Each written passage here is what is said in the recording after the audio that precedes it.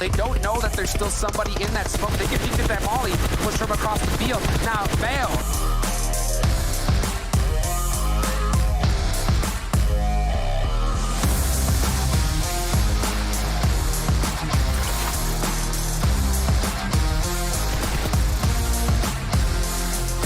The Bucky versus Bayo here.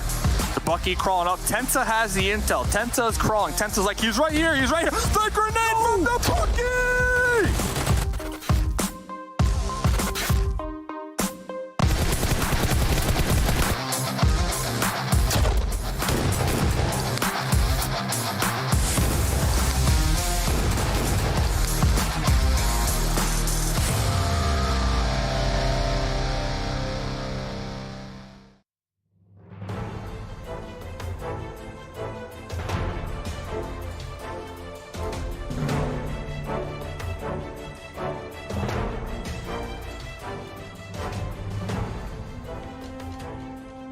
Hello and welcome to the PMPL. Big action in the pro scene of PUBG Mobile as we count down the days to our final Super Weekend.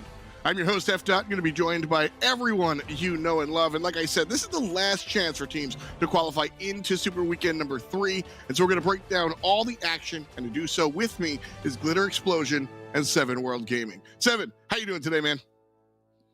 I'm doing great, man. Yesterday was an amazing day. WallStreetBets did good. Mezexis did good. Nova's in my DMs. I'm loving life. Glitter, how are you doing? I'm fantastic. I'm ready to close out our last week of league play in an explosive fashion. I hope somebody does something crazy today. You know what? It just might be the day for craziness because yesterday we saw a lot of teams stand up that necessarily haven't done so. So today I'm looking for a continuation. Of course, if you're just joining us for the PMPL, we're in week number 3 and it's all about competition in order to get to the big show. It's sort of like an upside down pyramid. I'll walk you through it. So we have 2 days of competition each week. And if you do well, that qualifies you for the competition on the weekend, Super Weekend. And if you do well at Super Weekends, then that'll take you all the way to finals. Big point here, we have 20 teams for league play, and we chisel it down to 16 in the Super Weekend. So we leave teams at home when we take a trip down towards Friday. So definitely want to look towards that. Of course, they're not playing just for pride. They're playing for the shmanny. Oh, yeah. I honestly, I'm not going to lie. I heard shmanny and I didn't know what you were talking about. I got completely confused. Now that I know what it is, now that I understand, it's $150,000 is what it is, okay? And specifically, going into Super Weekend, that's $45,000 on the line in winner chicken dinners. $1,000 per chicken dinner. We've seen 30 of that given away already to our chicken dinner winners. There's still 15 left for whichever teams qualify through to this final Super Weekend. So money, and then, of course, in those finals, that $10,000 prize pool, 7. Yeah, and then we go to points because first place gets 15 points, second place gets 4 points, and then we move to the bottom of the list. The ones that I've been eyeing on. 13 and 16 definitely get 0 points. 8 and 12, you know, if you're a little bit better, you get at least 1 point. And then the big one, if you get 1 kill, that equals 1 point. So I'm going to be looking to see who's going to be getting the most kills today. Of course, definitely want to keep an eye on all the teams that are going to be playing in today's competition. And this is who they are. Traditionally speaking, Ghost Gaming, Knights, teams like this have been towards the top. But I say traditionally speaking, because we have seen a mix and match. We're going to dive deep into some of these teams a little bit later. Mezexis was one of the teams that stood up tall yesterday. And definitely an exciting world for, like I said, for a lot of these squads, as we have not laid down in stone who's going to make it to our final Super Weekend just yet. So today's competition absolutely matters. You want to make sure you hit each and every map the way these teams are going to be focusing straight forward. Let us know who you're rooting for online. Hashtag PMPL. That gets you right in the door. And of course, we are all over the net. We're on Twitch, we're on YouTube, we're on Twitter, we're on Facebook. I'm sure we're on other places that I might not be able to shout out, but you guys can find the Pro PUBG Mobile League anywhere you want. So definitely fun stuff happening this weekend. And this is where we stand as we get ready for this weekend. So Mezexis #1. I mean, straight up and down, Glitter. I think it's going to be a little bit weird. 7. I also think that some of these teams are struggling to keep their top 8. Let's roll over to that second page as we see Knights and Nova in place and show. And then for 9 through 16, 7, I want to break down because I want you to break it down because you've been focusing on that bottom side. We definitely have it. I mean, one that we definitely have to give a shout out there on the first page is going to be Pro Era as we go towards the second page. We do have Ghost Gaming. Honestly, I'm just going to say it again. I think they're just sandbagging. They're Ghost Gaming. We know what they're capable of, right? I'm not going to be complaining too much about them being in 9th place, even if they didn't make it to Super Weekend. Actually, never mind.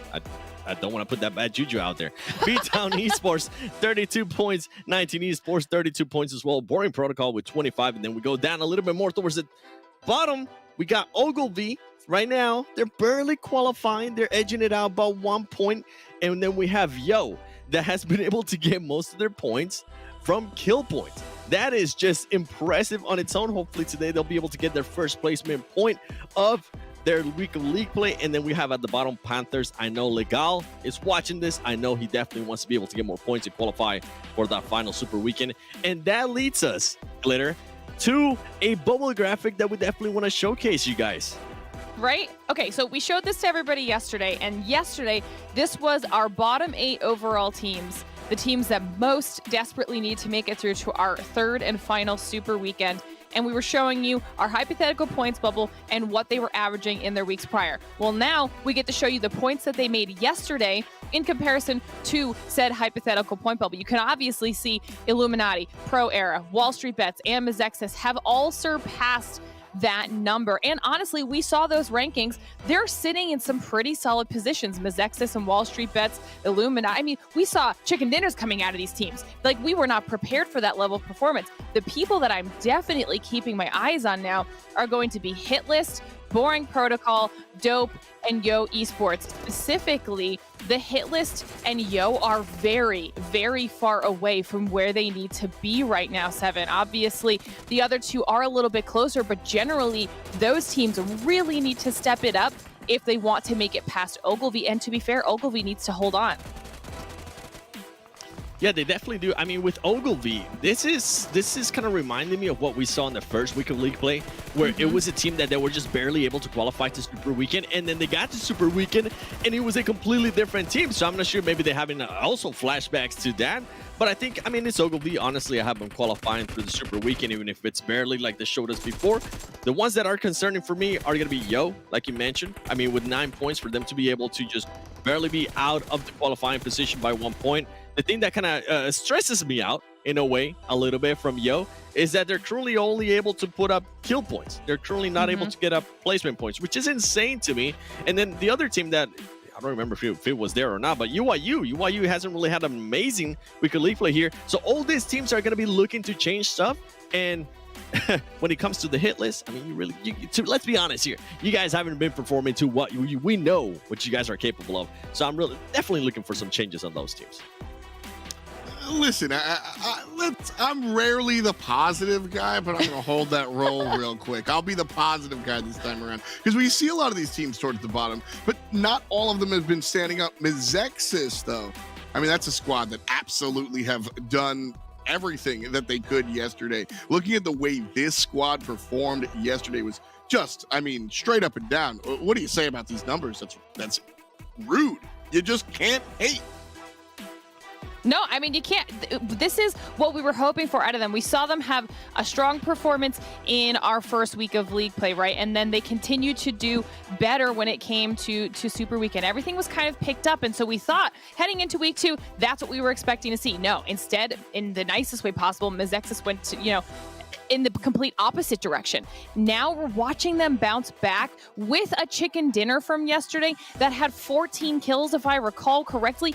That's impressive gameplay. You guys can see all the individual player stats here. 24K being the leader right now in almost every single category except survival time, but damage, kills, knockouts, doing super, super well for the Mezexis squad. But to be fair, if you look at all of the damage numbers across the board, Starlight is over 1,200 damage, almost 1,300 damage. Another player that we've talked about a lot for Mezexis. Soli and Kino, both right at the 1,000 or 1,000 plus damage mark. And we've talked about this time and time again. The ability to perform well together is so important. A lot of teams have a standout player or someone who just does the majority of the damage, and that does happen, but Mezexis is working together. They're all putting out damage. They're all having solid numbers, and that's resulting in not only that chicken dinner from yesterday, but also a third place finish with 11 kills. That's a lot of KP to be getting on the board, and that's why they're in first place today. The real question for me is, will they be able to repeat that performance today? And then if they do, can they carry it through to Super Weekend? It's a good question. That's absolutely a good question. At the end of the day, Mezexis, they've got to bottle that energy and keep it moving. We'll go from teams, so, and we'll drill down onto the individual side of things. At the end of the day, a team just comprised out of 4 individuals, and how they play is a big part of their performance in the PMPL. We've got our resident expert 7 here to kind of break down on an individual level how these players have been pushing forward and getting their due. So straight up, 7, break it down. Ladies and gentlemen, welcome to the 7WG's Player Study. Today, it is my pleasure to bring a brand new player to you, and this player is going to be none other than Drago. That's right, from WallStreetBets. You guys haven't heard me talking about it for a very long time, so let me put on my glasses so I look a little bit smart here, and then let's just jump right into the stats, because we're gonna be actually showcasing here his overall stats. On the left side, we're gonna have the weekly league play. On the right side, we're gonna have the Super Weekend, and you've been able to see just how consistent this player has been able to perform for this squad that is currently finally having a pop-off performance in a way in comparison to what they have had before. You see him put up 6,000 damage in comparison to 3,000 damage. Obviously, he has played a lot more games when it comes to weekly league play, but the consistency is something I definitely want you guys to focus on. 29 kills from weekly league play to 17 kills from Super Weekend. And then the heals. I mean, he is just on an absolute roll. And what I wanted to do here is I wanted to kind of compare that. And the reason why I wanted to do this is to his whole team, because we have seen him perform over and over again, even when the team wasn't really performing. So do me a favor, Eddie, pull up that other beautiful graphic that we do have for WallStreetBets, because in this one, you'll be able to see a beautiful picture of how well Drago is currently performing. You can see him being able to put up a total of 46 kills in 35 matches played. Then we move on to Baba. Baba has been able to step it up in a big way for this team with 34 games played, but 18 kills. So you can definitely see like a huge drop off. Then we have Stevo, another player that's been able to step it up in a big way. 17 kills in 35 games. Kinge, I believe he's currently going to be sitting out. He hasn't really had the performances that we expect out of a Baron. And then Devotion has been able to put up 5 kills in 8 games. That's something that you really, really want to see. So now let's bring it back to Drago. Let me actually give you a little bit more information in regards to Drago. Drago is actually 17 years old. He's from Colorado, and he's been playing PUBG Mobile since the game first came out. By the way, this is his first time ever playing at this high level of competitive gaming when it comes to PUBG Mobile Esports. And he did tell me that he was quite impressed with how he's been performing. He was so impressed that it has given him so much more confidence, to the point where he's able to make better plays, to the point where he's able to just use that extra confidence to be like, you know what? I should be making that push. I should be going for that kill. Yes, I am that man in this team. And that is why I decided to choose Drago from WallStreetBets for my The 7WG player study. Oh, there you guys in the back. Hey, heck yeah. Back to F-Dot. Class is done. I didn't do my homework, Seven. Please don't send me to detention. But looking at WallStreetBets, hopefully they're going to get their homework done and push forward. Like you said, that's where we're going to be looking. Don't get me wrong. We're going to celebrate all the winners and give them their chicken. But 16 is the cutoff. Everybody beneath that is cut from the squad. So all eyes on the bottom. These are where our eyes are at. I thought I was taking it safe. I went Knights, Ghost, and Nova. I thought that this was the right thing to do, Glitter. I'll just say that. I thought. You know what? We're on a little bit of the same page here. I should have just trusted my Nova instincts from the beginning. But to be fair, XSET at least did have a bounce back performance there at the end of the day. That crazy polo clutch there in our final Erangel match of the day for a chicken dinner. I'm hoping that they can kind of use that as their momentum leading into today. I hope that Nova continues their consistency. And all I'm really looking for out of Ghost, because the more Seven says his conspiracy theory, the more it's like starting to sink in on me. I just want like one of those Ghost level chicken dinners where they get like 30 plus points, and then I'll be happy. That's it. You heard it here first. Ladies and gentlemen, my new channel, The Seven Worlds Gaming Conspiracies of PUBG Mobile Esports. It'll be live tomorrow. Check it out on YouTube. But now, going to my picks. Dope Esports LLC, Boring Protocol, Pro Era. You know what? They're currently proving me right. I had them moving on to the... Just kidding. I'm not going to do that. I actually had not making them to the Super Weekend, and they're proving me wrong. And this is something that I was hoping at least one of these teams would do. But guess what? Pro Era has been able to step that up in a big way. I mean, when we saw the overall, you saw them in 8th place. There's a slight chance they might still not make it to the Super Weekend, but I mean, I would maybe put those chances at like a good 10% that they might not make it. Then we move on to Boring Protocol. Boring Protocol, I mean, it's still within that line where the Hitlist, where we have Ogilvy, they can still kind of pass them, and then we have some of the other teams starting to perform as well at the end of the day. I'm sticking to my guns. I'm not going to be changing my picks. I mean, my first place team, I had them in my head. I knew who was going to be qualifying, and I'll be able to tell you guys at the end of the day. All right. Well, we'll wait for you to tell us after the games have been played. That definitely checks out and is legitimate for sure. Before we get into our first map of the day, I want to thank the friends at OnePlus. With flagship performance and an immersive 120 hertz display and technology made specifically for gamers like HyperTouch, OnePlus 9 and 9 Pro are your best bet to climb the leaderboards and find yourself up on top. Now, the top of the day is map number 1. We're going to take a look at some of the maps that we're going to be headed to. Sandhawk is usually one of our favorites, but no favorites for you today. Ha ha ha.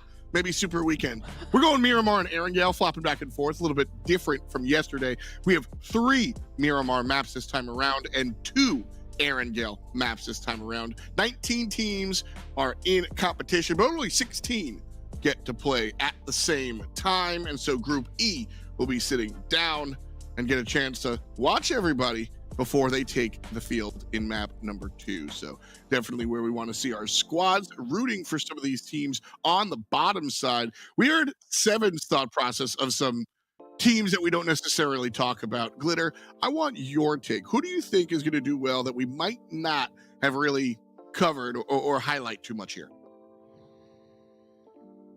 I don't know that, okay, honestly, like I said, I was hoping that something would be a little bit crazy or explosive today. I actually don't want to be right. I want all these teams that we expect to either do poorly or to fall off to continue doing well. I want to see more performances out of Illuminati like we saw yesterday. That was a big surprise for, I think, a lot of people, and I want to see more of that. But even same thing with Mezexis. I think Mezexis performing well was not what everybody had predicted, but Miramar is a map that they do tend to favor, and it's 3 times today. So they might have a couple more chances to get some extra time. Well, we've got time to go to map number 1. Glitter and Seven, thank you so much for your esteemed knowledge, analysm. Thank you for your time. That's what we're going to say. Our commentators are waiting by. Hot Jukes and Mustache Dave will be bringing us all the action. Map number 1. Let's roll. The analytic analysm, dude. That's what I'm talking about. What's up, Dave? Yo, you ready to get into today's matches? Hey, I'm ready, man. I am ready. Woo! Last day here. Last day here of league play. I'm, a tear falling from my eye, Hot Jukes, but I'm ready. I think the players are ready. And, you know me. I like to reach out to players beforehand. A lot of, spicy talks going on here today. A lot of talk about hot dropping. So I'm really curious if people are just joking around or if we're really going to see it. So let's go, ladies and gentlemen. Game number 1. Thank you, of course, to OnePlus up there. And let's get into the action. Get it. Match number 1. And I got to admit, dude, there's a tear in my eye as well. I can't believe that this is going to be a wrap on regular league play after today. But, I mean, today is a huge one. It's going to be a deciding factor of who's going to go into this next Super Weekend. And there are some squads that if they do not make it into this Super Weekend, it's tournament done. It's all over for them. So they are going to have to pop off like crazy. And like you said, I was in the chat as well, brother. And I saw some talks of toxicity, of hot drops. And all I'm going to say, no grapes, dude. Come on, do it. You know? I want to see it. I want to see it happen. No grapes, all mangoes out here tonight as we are going to get into the game. Number 1, UYU down there towards the bottom. Not a lot of points from yesterday. One of the teams I actually picked to be number 1 here this week. I'm not ashamed to say it. I was back in the squad because Trey told me, Dave, if you believe in us, we'll provide. So today's the day for them to really pop off. And circle number 1. Looks like they will be favored in it, which is a good sign, a good start for them. Kind of glancing around real quick. I'm trying to take tabs on these teams that told me they were going to hot drop. I'm trying to see if they are doing so. And I see the hit list kind of grouped up there. But besides that, it looks like the Illuminati, a team that told me they were hot dropping, it doesn't look like they did that. Yeah, it doesn't look like they did it at all. That's what I was looking to see. I was looking to see some squads hunt down some others and just absolute madness. We do see XSET rather close to the hit list, though. And you can see, I believe they did get one of them down. The hit lists are down to a 3-man. Trickster trying to get some shots. This is super early game, so they're completely out of utility. I'm surprised he didn't go for that level 1 vest. He's going to pick up that backpack, though. It's really up to Jay. Jay's got that M249. Oh, he actually took down J7 and got the thirst? It looks like XSET in their position over there don't have any guns or anything. It's really up to these remaining 2 members to kind of help and get it done. Can he get it done with the M249? That's the question. What is happening? We're looking in right now. Is the M249, is that strong enough? You would think it's strong enough, especially early game. Like you mentioned, the gear really low, ammo really low. Nobody with armor at this point in the game. I hear the M249 bring it on out. Jay going to be pre-firing that bad boy walking up the stairs. But, dude, the mini, the tap right there to the dome. What? Will most likely seal the deal here for XSET early game. So XSET they got one on the hit list, but it looks like the hit list was able to get to those buildings first. Killswitch does get one in the process, but can't get the rest. And that is XSET eliminated. First squad out. Absolutely insane. I'm not sure exactly how that all played out at the start. We did end up missing a little bit of it, but it's crazy to see how only 2 of the members of XSET were able to get a gun while the other 2 just had to sit back and watch. And when we look at the stats from yesterday, XSET, they're going to be a little sad, of course, getting taken out like that, looking like some chumps, but they're not going to be too sad because the goal right now of league play is top 16, and they're up there at the top as of right now. And I'm trying to look, where's the hit list? I think the hit list a little towards the bottom. So they are within top 16, but with only 15 points, they definitely needed that early game kind of squad wipe more than XSET would have, sitting at 47 points here coming into day number 2. I mean, XSET, I think regardless, they're a shoe-in for the finals, right? We know that we're going to see them there. The hit list, WallStreetBets, Bop, these are the teams that are kind of like in question right now. So for the hit list to start off with 4 points, that's great. They are going to do the rest of the game as a 3-man. In Miramar, you can kind of get away losing 1 person, I think, just due to how, long range most of the fights are. But still, I mean, it's not. I mean, I think it's a great start. Honestly, I think it's a great start for the hit list here. I want to see if they can use that, squad wipe on XSET to kind of build off of that momentum and just pop off for the rest of the day. The question is, though, of course, we're looking at the mini map, so it's a little easier for us to sit here and wonder, but the Illuminati, they were in the zone near San Martin. They heard those shots. They're in vehicles, and it looks like, almost for a second, that they were hunting down the hit list. It looks like they were trying to investigate the area, and the hit list catching whiff of that, pulling off, going all the way down there to Monte Nuevo. And I'm bringing up the Illuminati because Landland told me for a fact that their goal here today, Hot Jukes, is to hot drop / gatekeep those teams who are ahead of them on the overall super, if that makes sense. So they're looking, you get what I'm saying? Like they're looking to take out those teams so that if they can successfully take them out, they won't play in this third super weekend. This is exactly what I was kind of, starting the conversation about with Zute yesterday, about how if Ghost didn't like have a great performance, how the possibility of them is most likely very high of just getting camped out. And it looks like from what your conversation with Landland, they're looking to do that with teams that are completely, all of the teams above them on the Super Weekend leaderboard. And I think that is a extremely valid strategy, especially if you had a great day one, for a fact you're going to make it to the Super Weekend. Why not put in some work, take out a team here and now today, and you don't even have to deal with them in this next Super Weekend. It's a great strategy. And to be honest with you, I'm shocked to see other teams not utilize it more. It's just that strong. Maybe it is because they're a little scared that, they're going to get, revenge on them in some way, because that is a factor. But still, I mean, if there's only one slot to PMGC in this tournament, and that is, bro, I mean, that is huge. I mean, I think one slot. You got to do anything you can to get that. Anything. And I think there's two teams right now in this lobby who are kind of set up a little better compared to everybody else, who is really going to be just grinding out every single match to try to get as many points as possible. And the Knights, they're one of those teams because there's two different ways. Hot Jukes, you're bringing it up. I'm going to lay it down here. There's two different ways to hold up though. This is exactly the two teams I was going to talk about. Coops though, getting stuck out in the open, I believe by HH24. Yep, the suppressed M4 little suppressed shots out here. I'll get back to my point. Let's see this fight first. Yeah. We'll get back to that in a second here. Coops! Oh, he's trying to pop some dobes. He got that bolt action. HH can't peek out for too long. Xanax is up front, using some smokes to eliminate those sight lines onto Beowulf. He's going to probably throw a nade utility a little bit right there. So there's a little bit of a standoff. They're using, Ghost always utilizing this 3-1 push strategy. They have the 3 push, HH on the off angle, and it usually works really well. But because of how they approach this fight with the Knights, they're doing a 2-1-1 split. And it could be a little bit bad if the Knights are able to group up and full send on the minority of Ghost. I think Beowulf realizes that, so he's trying to get another angle here. Oh, wait, Trickster from the hit list? Catches the Knights?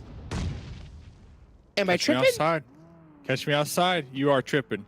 But let's see, though. I believe that was kill switch in the kill feed. In the hit list.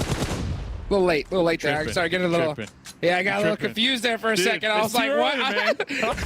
I was like, oh my goodness. I mean, honestly, like I could expect anything at this point. That would be like a 3,000 meter That's why I was like freaking out. I was like, how is that possible? The dude is gaming.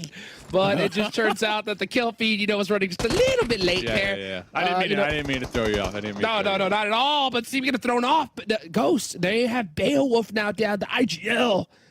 They're going to have to play this a little carefully. I think the Knights now, you can just see the aggressiveness, the pushing that they're doing. And this is what I was talking about. If the Knights start pressing on the minority of Ghost, they're going to be outnumbered. And now it's Tensa. Great in the CQC, but can he handle this many player of the Knights at one time? I don't think so. And you can just see Ghost getting dropped down like flies. Reigning 2 members are going to just have to take off at this point if they want to stay alive. There's no way they can handle this. This is nice. Honestly, what I'm seeing right now from the Knights is just straight up team comps on point. The punch out. Dude, onto Bale. It's straight up like just team comm on point, because once when they recognize, okay, there's an enemy right here, they're immediately just swarming on the area. Talk about shot. Swarming. Oh, Coops almost with that drop shot, but the return fire from Spec, and Spec is putting up quite the fight here. Spec is gaming. Yo, he got the thirst on the one member of the Knights, and now he's putting the rest of them to work. It's really just Spec. Alucard with that Molotov, though. I think that is good, and it's going to catch him. Spec on fire. Going to go down, but still taking one of the Knights with him. That was for Bale. That was for Bale right there. How dare you punch my friend. Oh, HH4 in the canister. HH in the crate. In the crate. HH in the crate. With the Uzi. HH in the crate. Oh, dude, hold up. Where's it? Oh, H8? He pulled up onto 19E. So he evacuated the area to play the long game and just somehow managed to be right over here in 19E's turf. Golden Murado as well. Only one in the game, sitting outside, looking pretty. HH, sitting, not moving a muscle. Acer with the leans? Just With in the case. M16 too. We saw it yesterday. Yeah, we saw what he it's could do with that. coming Yeah. I mean, in. normally I would be like, oh, M16 CQC, but after seeing what he was able to do with it, I mean, the dude is scary. Scary. So just saw Mezexis go out. Little baby, that's unfortunate for them. They did have a pop-off day yesterday, though. A little baby pop-out, you know? I was like, what's he saying? Little baby, where? A little baby pop-out, you know? Little Not baby pow. Not a big one, just a little baby one. Because yesterday, Little baby. they were pop-outing everybody, dude. They had a great... Well, they had 2 wins, right? Yesterday? Yeah, crushed it. Yeah. I think that's a medium baby pow. Okay. Definitely, Little medium. definitely a medium. Wait, Acer's gonna... HH. Silent, but deadly. Oh, you know for a fact Acer's gonna look at the VODs. He's gonna be like, how did I miss that? Can't say I blame him. HH sneaky. Or maybe to go to the off angle? So I guess what's giving away HH's kind of position is that vehicle, right? There's a vehicle there, out of place, obviously, and HH just being quiet as ever. They think somebody's there, but they don't know exactly if somebody's there, type of deal. So we'll have to pay attention to that, see if HH is going to be spotted in the kill feed over there in Junkyard.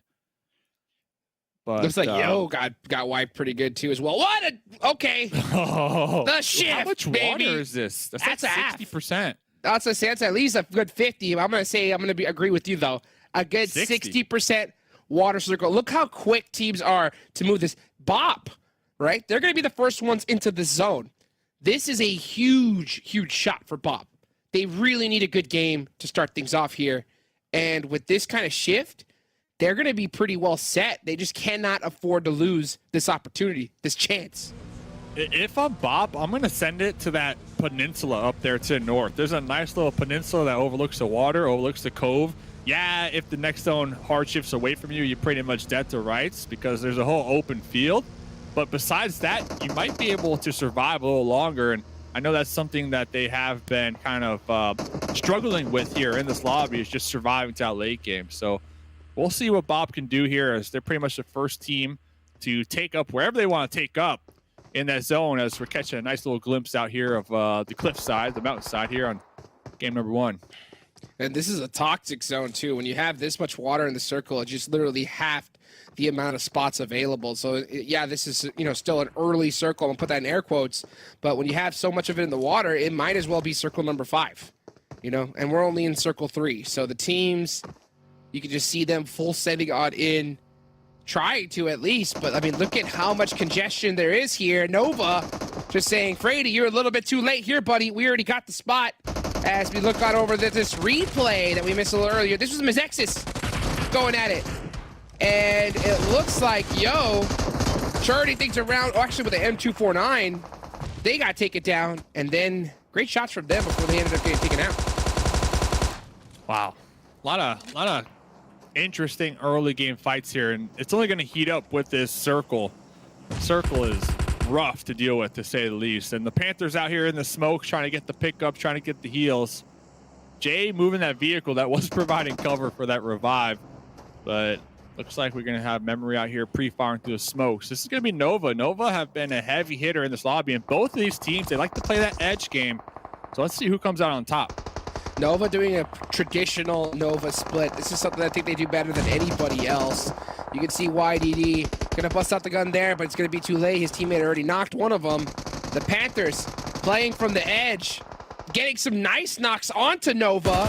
It's really up to their teammates up on top. YDD has to come down and get these finishes. See some pre-fires from the smoke happening, but it looks like an off angle is taking out the Panthers as well. That's going to be the hit list. Oh, what a nade. You got Panthers. the hit list down here, and WallStreetBets also kind of just sending it on that main road with this zone. I think WallStreetBets might opt to stay in their vehicle. What?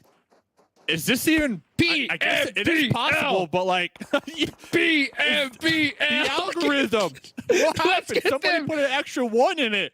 Let's What get is them going hashtag on? PMPLs in the chat, baby. Toxic zones. What is going on? Hope we have a full water circle. Please let it happen. This is what I'm talking about. The last day, you can never know what is gonna happen. And the teams that didn't perform in day one, this is by far all their fears confirmed. Who is gonna win this match? I don't even know yet now. Ogilvy, the first team in there, set up nice shots from Chat G. Catching memory, but instantly caught in return. She-Fan getting the confirmed. This is just chaos. Jukes, I don't even know what the play is, dude. I think the play is to honestly just swim in the water. It just, yeah, because if you're on land, there's 12 teams still. They're going to be fighting for the beach, for the shorelines. It's like there's not enough terrain. There's not enough space for all 12 teams, in my opinion, to take up whatever land is possible here. So I'm not even mad. I see Purge out there on that peninsula I was talking about earlier on. Purge just might get a second place finish here with that 200 IQ play. Look how many fishes we got now. Yo, getting in there, legal in the water. So many teams opting for the water play. And Trickster coming straight in. Onto Nova with the side-to-side strafe. Putting in the action. The vehicle blows up both of them. They blow. And there was still the 1v1. But there's another fight going on. This is like zone number 8 in zone 4. Trickster blowing up the vehicle, taking themselves out, but taking out Nova Esports with them. Respect. I need that player on my team for sure. Popping on over here, though, you called it UIU in the water, the Illuminati not in the water. We can see AZ with the scar trying to fire down upon 19E over there. This is outside of the zone. So honestly, if you're any of these squads outside the zone, I think the play is just to try to get these kill points underneath your belt and offset the risk moving forward with this very challenging zone. Trying to make some plays. AZ getting pieced up pretty well. The Knights are going to be holding the top of the mountainside. Look at that. Popping one out the vehicle. The vehicle rotations this late, just getting straight punished. And it's not like it is super late, but it's just due to the fact of where the circle is. There's just hardly Hitlist available. And the Knights are opting to move in on it on foot. And they're just catching all players on the way in. Juicy goes out to the play zone. So many squads just going out here. 19E gonna have to full send it in the vehicle. You got Natsuo with the M249, the squad wiper, looking to get it done. But I mean, there's just too many fights track up here. UIU only 8 points yesterday. Their best play so far is swimming right here. This might just get them that second place 12 points or third place 10 points. They're going to be able to double their points just by swimming in game number 1, while everybody out here on the mainland trying to avoid these shots from Ogilvy and their M249. Here comes Chico running in. Blue zone, Papa Blue coming in, making things even worse. It's a full waters, baby. Let's go. Let's go. You. Oh my goodness, the first time I've seen this in PMPL. Full phone water circle. Who's the best swimmer in the game? Purge. Who's got the boat out there? Who's got the Purge has boat? a boat? That's my question. I don't know. Whoever's got the boat, if there is a boat in anybody. sight, that is the play. That's all I'm gonna say. We'll see. We'll get to that in a second. We'll get to it. Yeah. I mean, We'll it's have coming to. no matter what. Yeah, we have to. Let's go ahead and just keep track of the mainland while it's here for now. What are these teams gonna do? What are these players gonna do? I don't think they know. I think Alucard's looking at the buggy. He's gonna full send it in the water. That's the only thing he can do at this point. Natsuo too. Yeah. He's gonna go straight in the water. I'm trying to Full think send. here. I think at least 1 or 2 teams should not go in the water, because then they'll be able to stay on the shore and just fire into the water and get some easy kill points. If they're the only team on the land, that is. Everybody is driving into the water, and there is a strategy where you can like get into a side of the vehicle, even though it's underwater, and out of it. That can happen. I don't know if teams are going to try to go with that play because it is a little crazy. But I mean, what can you do? It looks like Natsuo is just up on top, going fishing at this point. Yeah, I like that. Yeah, I like that from Nasuo, especially with the M249. That's a good gun to go fishing out here. Alucard with the suppressed UMP. They're just looking at the zone here and just trying to think, like, what do we do? So who's the best swimmer? Alive. It's literally who's the best swimmer at this point. I mean, you're gonna want to make sure that you boost on land, like all the way up. But the thing is that it's so far into the water, you may be swimming and the blue zone will hit you early. So it's just such a tough way to decide it. And this is 05. This is 05. This blue zone hurts. Glass has to realize that. He might just go out the blue here. And it's dead. Goes out to Alucard. Alucard jumps in the water instantly. And it looks like he is going to make it in time. And Alucard, he's got that good breaststroke going on there. Something he's known for. Yeah, look at that. Phelps out here. Look at that. Almost Gaming. Catching up to the blue What zone. is this? What is this, dude? What is happening? How many teams do we have again? I'm trying. Is there 9 teams? 9 So that's teams 1 remaining. point. That's 1 point if you get taken out right now. Who swims best? Swimming. Who swims best? This is going to be the best game we've ever commentated. Okay, we did see some water circles before, and there is The hard shift. Hard shift. Oh yeah, who would have guessed? There is the ability for players to boost on top of each other to get those shots Really? off. I've seen it before. Yes, it's very challenging to accomplish. Of course, you can only imagine, but I wouldn't be surprised if we see at least the teams with like the Knights with 2. Look at the Bot migration. with 2.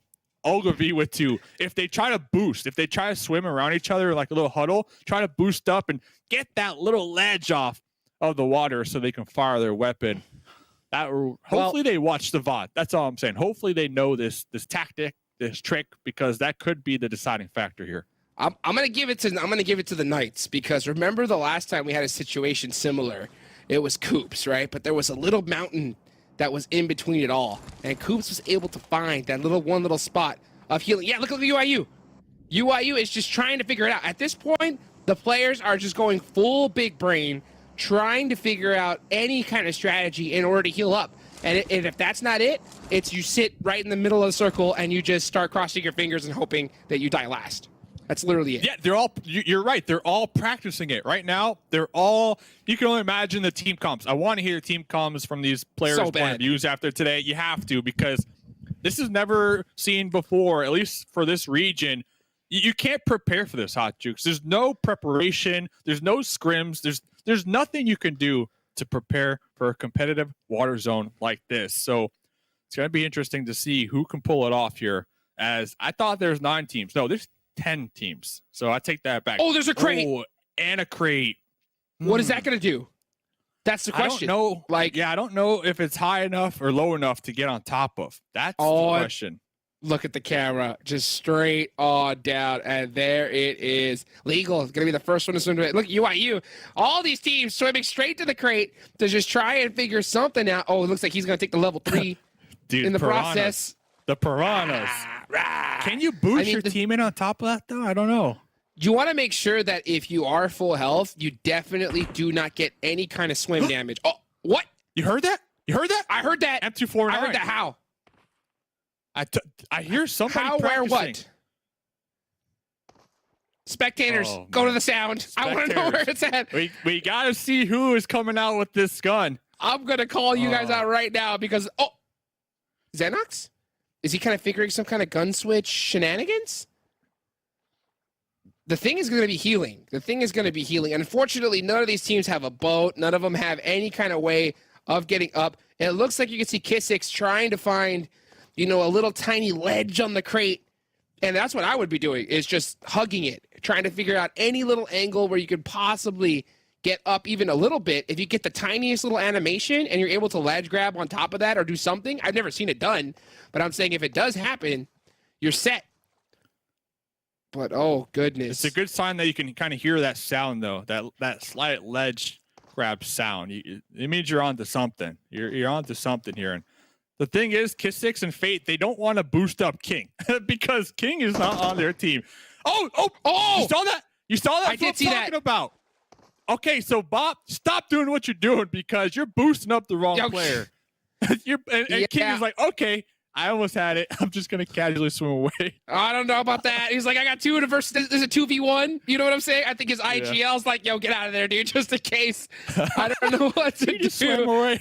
This is just absolute madness. The hard rotation again from the circle. Going on over. It looks like 19E is circle blessed here at this point. Ladies and gentlemen, let's put them hashtag PMPLs in the chat. Also, start rooting for your squad and who's going to win this one. I want to see what the over and under is at this point because, goodness gracious. I think this crate's going to come into a factor, though, Dave. I just got a feeling. Yeah, it dropped here for a reason. I totally agree with you. And just kind of looking at the points so far, Knights with 10 kills this game. So Knights, honestly, are just big chilling. They don't care what zone gets thrown at them here, at least in match number 1. They are sitting comfortable when it comes to those points. So I'm really looking forward to seeing what Bop can do or Ogilvy can do. Oh, Xenox kind of got boosted there, it looked like. All these players are figuring it out. They're just like literally full-on brain power. I guarantee you the entire team, even the players that are dead, are just trying to figure out something, any kind of strategy on how to do it because you're right, this is a competitive water circle. It's not a meme, game. There's so much on the line here. If you're able to out-survive one other player, that could be you making it to the Super Weekend and you not. So got to pull up anything you can to try and make something happen. I guarantee you, sitting in the middle of the circle is going to be the ultimate factor if nobody is able to figure something out. But right now we're just watching, trying to see if somebody's going to come up with some crazy strat that's never been done before in all the entirety of PUBG Mobile to try and get a drink off. Like literally, that would be huge. 10 teams to go, too. 10 teams to go. That's a lot of teams. Yeah, that's a lot of teams. And we're starting to see this a lot more in competitive, just water circles in general. So I don't know. Maybe next update, we're going to have some floaties in the crates. Maybe, some of the arm floaties might come into play here. Just saying, definitely something to think about PUBG Mobile. But I'm really curious, like, who's your over-under here, Jukes? For some reason, I got a feeling Bop has this in the bag. I don't know why. I just have a gut I'm going with the Knights. I'm going to go with the Knights, dude. You see they're swimming, right? You look at Alucard, right? He's got that back and forth, little backstroke, switching to the best stroke, back and forth through that. And, I mean, the guy, if you look at, I think he's an Aquarius as well. You know what I'm saying? Okay. So, meant to be in the water at this point. I think it's going to come down to who ate the most carbs, because I know carbs really help with long-form swimming. But here's the question, Dave. Burning it off. Did they eat 30 minutes before they went swimming, though? That is the question. The unanswered question, too, until after this game for sure. And we'll see. We'll see who ate them carbs, who loaded up. Oh, who was that? Was that Bop? Yeah, Bop's down. Bop's hurt. K6 is low. Somebody was able to hop on somebody and get some shots on it, and that's all that matters. If you're able to go and just take down even a little bit some players with whatever you just did, that's going to be big. You can see everybody's grouping up in the center now. If anybody's able to get a little animation up to where they can hold a gun, oh, dude, I guarantee you K6 is so pissed. Yeah, that's it. You take out the little health, like you said, and let the blue zone do the rest. It's going to come down to who has the most health. And look, Xenox missing just a tad of HP right there. Imagine if that little tad comes down to again the deciding factor. You can hear that M249 pop out. I have never seen this before in my life. It's like going to an arcade and trying to get the little fishies, that are in the bag. Hope, and look at this blue zone starting to close. Everybody is just centering up, trying to figure something out if they can get a shot off. I mean, this is just... start playing the carnival music at this point. Look at this. What do you do here? I think that's like what Leon is saying. Leon's like, dude, yeah, okay. I'll let you like a bunch of ducks, dude. And you just throw some bread in the water. I mean, this is just craziness. Oh, Xenox got a kill! He got 2 kills! What? Look at the 2 crates! And people are going to stand up now because of the death crates! No. Here goes. The death Xenox gets a 2-piece. The last hope. What'd I tell you? Pittsburgh Knights, dude. I'm telling you. Something's in the water. It's all PK. Xenex has got the strat. Low. Alucard is so low. He's got the technology though. Xenex has got the strat. He understands. How did he get a two-piece? Look at those crates, Dave. The snowman. All it takes is 1 second to just boost off of somebody who's swimming, and then your gun becomes available. Oh, here comes the blue zone, though. Second hits, you need to make sure to let it rip. Dude, let it rip indeed. Here comes blue. Closing. Tighter and tighter. Everybody is trying to set up in the center. I mean, getting in the center was probably the biggest play you could possibly do. We start seeing some players starting to stand up a little bit. They're able to get that gun going. There's some shots again. Alucard. The patch for the Pittsburgh Knights. BTOWN eliminated. The Knights. And here comes the blue again. Purge. Catching legal. There goes the Panthers. And there's teams going under the water so that way they can get a little bit more blue zone. Papa Blue takes out UYU. Eliminated. There goes Bop. And they are dropping like flies. Look at all the crates and the winners. Ogilvy! Oh my goodness. The winner, the chicken dinner. The first ever water circle. And it's all Ogilvy, dude. What? Oh my goodness. How do you explain that one to people, though? You know, like, that's the question. Like, yeah, we got the chicken dinners. Like, oh, cool. Let's go. What'd you do? You know, you guys were 4 up at the late game. You know, got a nice squad wipe on a ghost or something. It's like, nah, we just went to the water real early on and just swam. It's like, what? It's like, what are you talking about? Yeah, that's how we won. That's how we won. Hey, you got to get to Knights, though. You're kind of on point. They had the strat, right? Out of all the teams, they definitely got the most kills out there with that strat. So I think they had like 3 or 4. They had a ton of kills that whole game, but really impressive with their water skills. Let's take a look at the leaderboards, man. I want to see how that finished out. And look at that. It's the Knights, baby. Up on top, 23 points. Even though they didn't get the chicken dinner, they got 3rd place. Yo, bro, what'd I tell you? Yo, with the 12 points. Yeah, only needs once in a lifetime zone for them to get top 3 jukes. Once in a lifetime zone, dude. And guess what? 3rd place. The prediction coming up big here, dude. This is what I'm talking about. That's what I'm talking about, yo. True. I called it. True. I called it. You did. What did you say? You did call it. Let's check out them MVPs here. MVPs. Longest swimmer, best flotation device, best breaststroke, as we put it. Definitely Alucard up there. Oh, Alucard is up there. 6 kills. Let's go. You love to see it. You love to see it.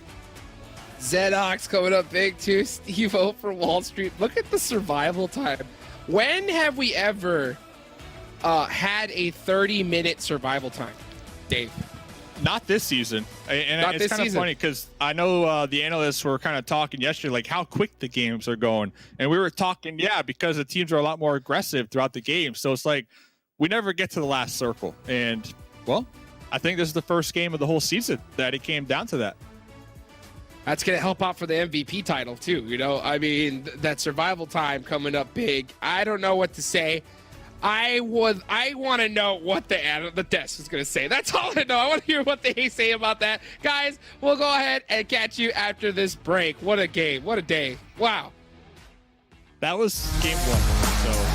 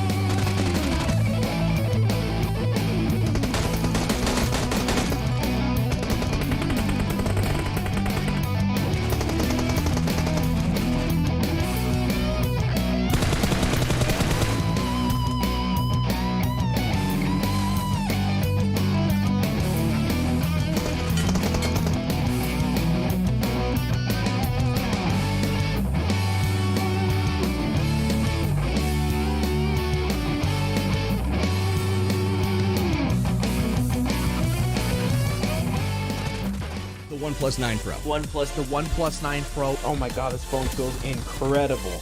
The best processor, 120 hertz, 12 gigs of RAM, and a Hasselblad camera. What more could you want?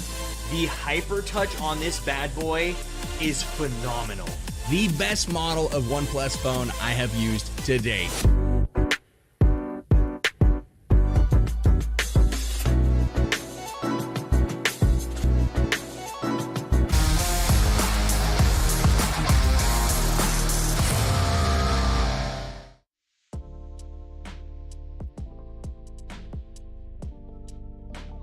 Welcome back, friends. Here we are. What? Yeah, that's happening. 7, explain yourself. Listen, I'm ready to go swimming in PUBG Mobile. I got my floaty. I got my level 3 helmet. I'm ready. Bring it, baby. I will end up in Ogilvy. I'll definitely end up winning. Let me throw this away. This right here is what the players needed to get the win. That was an amazing finish. And shout out to the casters too. That was quite a performance. It was one way to start out the day. We had a water circle on map number 1. Ogilvy are the team that got the win. We've got a video talking a little bit about Ogilvy and their expectations for this season. Let's check out the.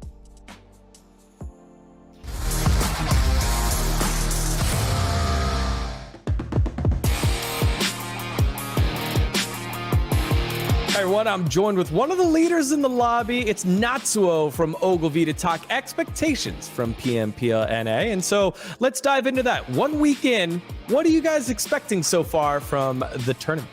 Em muốn là phải team trong top 5. Your team has a legitimate shot at making it to the Americas Championship. What would that mean to you, and what do you expect from it? Em nghĩ là GOAT Cần Na với lại 19 này. You guys have had a heck of a season so far. What are the rest of your hopes and dreams for 2021? Dạ là sẽ được bắn final luôn rồi. All right, Natsuo, thank you so much for your time. Best of luck in the tournament. Thanks for the insights on your squad, Ogilvy.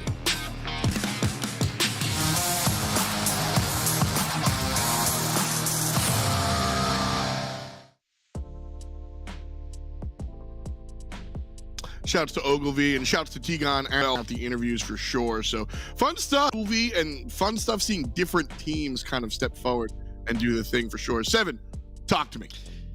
Yeah, I want to look at that total damage. I mean, that was quite impressive. We might even have to make a new graphic. Who knows? We might look into it.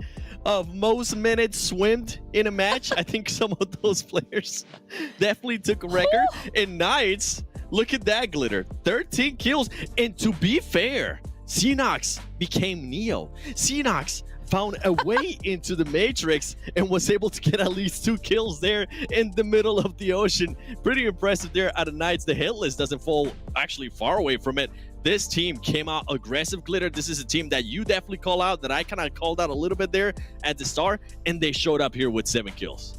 Yeah, I was going to say maybe they heard us, because this is a type of performance that, one, like you said, we knew they were capable of, but 2, that they needed. If they don't start getting performances like this, there's no way they're qualifying through. So this is massive for them to start out the day like this. I want to see how they can continue to kind of snowball this momentum now throughout the rest of today. Then moving on down the list, obviously, Nova Esports, ever consistent. Okay, we might not get a ton of damage, but we still got 5 kills out of them. They're going to get some more points up on the board, maintain their top position. This is huge for them. Ogilvy, I don't even, honestly, couldn't keep track at the end. I couldn't tell if it was Knights. I couldn't tell if it was Yo. I couldn't tell if it was Ogilvy. But somehow they get the 4 kills, almost 1k damage, and the chicken dinner to start off the day. So that's got to feel good for them coming in 16th position. And then moving down the list, we called out Mezexis. Actually, I specifically said Mezexis and Illuminati needed to have some repeat performances here today. This was a little bit of a weird game, but I'm gonna take it that they're both up here on our total damage. And then WallStreetBets, your team, and 19 Esports sneaking on in there with that 1 kill. Yep, and right here we have the nice players. By the way, I just wanted to say, Ogilvy, all the bad luck of the 2nd place finishes that you guys had over the weekend, in a way, kind of paid off. We do move here, though, to the nice stats from that last round. We do have Alucard being able to put up 6 kills right there. And then the main guy, the guy that I was kind of praising there, all that damage that Xenox was probably half of that damage. He was able to get it while everybody was swimming in the water. And we do have Chico there with 406 points, as well as Coops. Even though he's been quiet in certain games, he's still putting up an amazing performance overall. I mean, Glitter, what a way to start the day. What a way to start this match, just considering that a lot of these teams needed to perform, because if not, you're going to miss out on the Super Weekend. And what a better way for us to kind of troll in a way to make it a water circle, Glitter. I don't think, I'm almost positive that we've never started a day off with a water circle. And I said at the beginning of the show that I guess I wanted today to be explosive or crazy or just kind of throw something at me that I wasn't ready for. I guess, you know, the PUBG Mobile gods heard me because they started it with the water circle at Miramar. Maybe that was my fault. Maybe I shouldn't have said that. But our players handled it well. The casters handled it well. I mean, honestly, entertaining start to the day. You know, there's a trick to the water circles, though, right? Like, you can actually find some positioning and get some kills. You got to stand on each other. I don't think you can stand on that crate that the players were trying to. And so at the beginning, we were like, oh no, do they know it? Do they know it? Glitter was the one that pointed it out. And then eventually we got a chance to kind of see Alucard stood up and got some shots. So it was kind of cool to see who's done their homework, who's been in that situation before, or just at the end of the day, I guess, who was creative enough to get lucky and find the position. But either way, our water circle's done. I don't think we'll get another one for the remainder, I say confidently at the moment. We'll see if I change my tune a little bit later. I want another one. You do? Oh, God. Yes. I'm ready. I show you my setup. I show you my floaty. I show you my level 3. I'm ready, baby. Bring me another water circle. He got his flippy floppies on and is ready for everything, man. That's that. That's map number 1, moved, said, and done. So I think we can move on to map number 2 now, which, like I said, I think we'll all be thinking about it, but that should be our last water circle of the day. We'll be heading into Erangel towards our next one. So a fun shot, and I think other teams should stand up. 2 reasons why. 1, Miramar is definitely the map that I think some teams struggle on a little bit more so than Erangel, and we also won't see a water circle. These are the teams that are going to be playing here. Group A, B, C, and E. Passionfruit, Panthers, Yo, and WallStreetBets will be sitting down. Everybody else will be playing and getting along in the mix. So definitely a lot of fun to kind of look at all these squads going head to head. I'm still looking at Knights. This team is like, they're supposedly our number 1 team. Ghost, we'll talk about you later. But like, Knights have come forward so far. And Glitter, they seem to be up and down and up and down. I ask for consistency all the time, and I'm just not getting it from what could, should, would be our number 1 team. Honestly, I don't know. And we've mentioned the 7, right? They are, for some reason, league play monsters, and then they get really quiet during the Super Weekend, which is where the money is, which is where all the points that matter are. So, I mean, I don't know what happens from league play to Super Weekend, or what needs to change this time around, because they're obviously going to make it through for them to have a solid performance. I mean, maybe you know some insider tips here, 7. Yeah, I don't. I mean, I was told via Twitter, #PMPL, that they were going to do amazing on that past Super Weekend. And, I mean, they did good, but they didn't do as amazing as they told me they were going to. So who knows? Who knows what's going on with this team? Maybe they're still getting comfortable at having 2 massive stars there in Xenox and Coops. Well, I'm about to get comfortable and watch map number 2. Thanks so much, Glitter and 7, for your excellent analysis. Nailed it that time. And we'll talk to our commentators, the casters that are masters. Shout outs to Hot Jukes and, of course, Sexy Mustache Dave. He is sexy. He is sexy. Dave! Bro, you know what else was sexy, dude? That last game, man. Is it all downhill from here at this point? Short answer, yes. I mean, what else can I say, guys? I don't even know, like, I have to rewatch it. Like, were we even casting? I don't know. I felt like we were just 2 people. We were on our lounge chairs on the beach, just watching all the players just go at it. Like, there's nothing, just like the players, there's nothing that can prepare you for something like that. So you just have to go with the flow and see what happens. And Ogilvy, hey, chicken dinner, baby. Hey, well, go with the flow. Well, ladies and gentlemen, get ready to watch the show. Here we go, match number 2.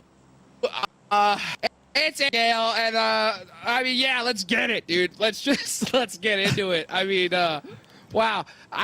So I was in the players chat, right? Like right after that last game, and dude, it was just probably the most hilarious thing I have seen in ages. I've already begged the players to send me every single like footage they have of their comms during that last game. So I'm going to be retweeting the absolute heck of it if you guys want to check that out, because I can't wait to see what these players do. And they told me like, okay, after the day, we'll send it. I'm like, yes, please, because I have to hear what the players have to say after that one, dude. I mean, it's just wow. Well, we got your hot jukes. Everybody, just in case, make sure you tune in, not tomorrow, but the next day for Super Weekend day number 1, Super Weekend number 3, where you can watch Hot Jukes' hot take, and maybe you'll cover, one of those clips, one of those team comms from Ogilvy. So yeah, definitely everybody, players, if you're watching this, send your point of views to us so we can get that showcase to the viewers here. I liked what you did last week, last week. Dude, I liked what you did. It's so fun to be able to just hear players' comms during and just getting a little bit of a behind the scenes of how these players talk during a competitive match. We don't get to do it often, but man, I guarantee you, like if that opportunity comes where I can get that's gonna be the front and center, because it was just so unique. Speaking of unique, this circle, nothing to it so far, at least compared to last game, but we're seeing, I think teams just try to recuperate, right? And just try to figure out how they do this. But look at this, XSET again, getting into it right off the rip with Nova. A little bit of a 3v2 situation here. Nova keeping very, very close to each other. Memory up front, just trying to spot a player slipping. I think that last remaining member of XSET over there, I think Polo, I don't think he has anything available. Oh, here comes Nova in the buggy instantly, ready to full send 4v2. And here they go, ready to start pressing up this warehouse. J7 doing a good job of holding him off for now. But how long? How long before Nova starts sending it up the stairs? I'm looking at Polo. Like, Polo is the entry-level fragger for XSET, kind of looking on the tail end of this one now, finally looking to make that push. J7 from the window, getting a nice little double tap right there. It's only up to Chiffon with the Uzi. Dude, J7 had a sick knock up on top, down the stairs. Started off that with the entry one. The bike doing a quick little 360 to help Nova out. Doesn't help them for too long, though. XSET ending up on top on that one. That was all J7, though. J7 with the initial knock down the stairs was so sick, and then he jumped out the window to get the second. I mean, just making it look easy. That was pretty. And it's very interesting, I'm gonna give Nova the excuse card, though, dude, after that last game. You know what I'm saying? Nova, honestly, it's not even an excuse card. I think it's just practicing early game fights. There's no excuse card needed because they're at the top, Hot Jukes. And when we're talking league play, all you need to do is be top 16. Besides that, literally nothing else matters here in league play. So I think those teams that do have a heavy point lead on the overall here for this weekend, they definitely have room to kind of practice these new strategies, these early game fights, and kind of work on their weak game, right? Like whatever areas they might not be the best in, I think now's the time to try to work that out, try to practice that out, because I'm pulling up the overalls. Yeah, 1, 2, 3. Nova's in 4th, so they're relaxing. They're hanging out. Yeah, they're gravy here. So I actually like to see these early game fights coming out from these bigger teams all the way at the top, because to me that shows that they're trying to grow and they're trying to get the best. I don't want to call it practice, but the best experience, right, within this lobby to prepare them for what's ahead. I mean, I'm going to call it practice. I'm going to call it practice because, I mean, that's the right you get when you pop off so much, in the early days. You get the right to practice, to do whatever you want in the lobby. If you want to go ahead and hunt down teams and make it difficult for them to come into this next Super Weekend, you could do that. You could practice new strategies. And that is what I love to see from some of these squads and what they're doing. Now, Nova, right there had a great fight. I think they had the right plan getting into that, having the other two come in and full sending it up the stairs.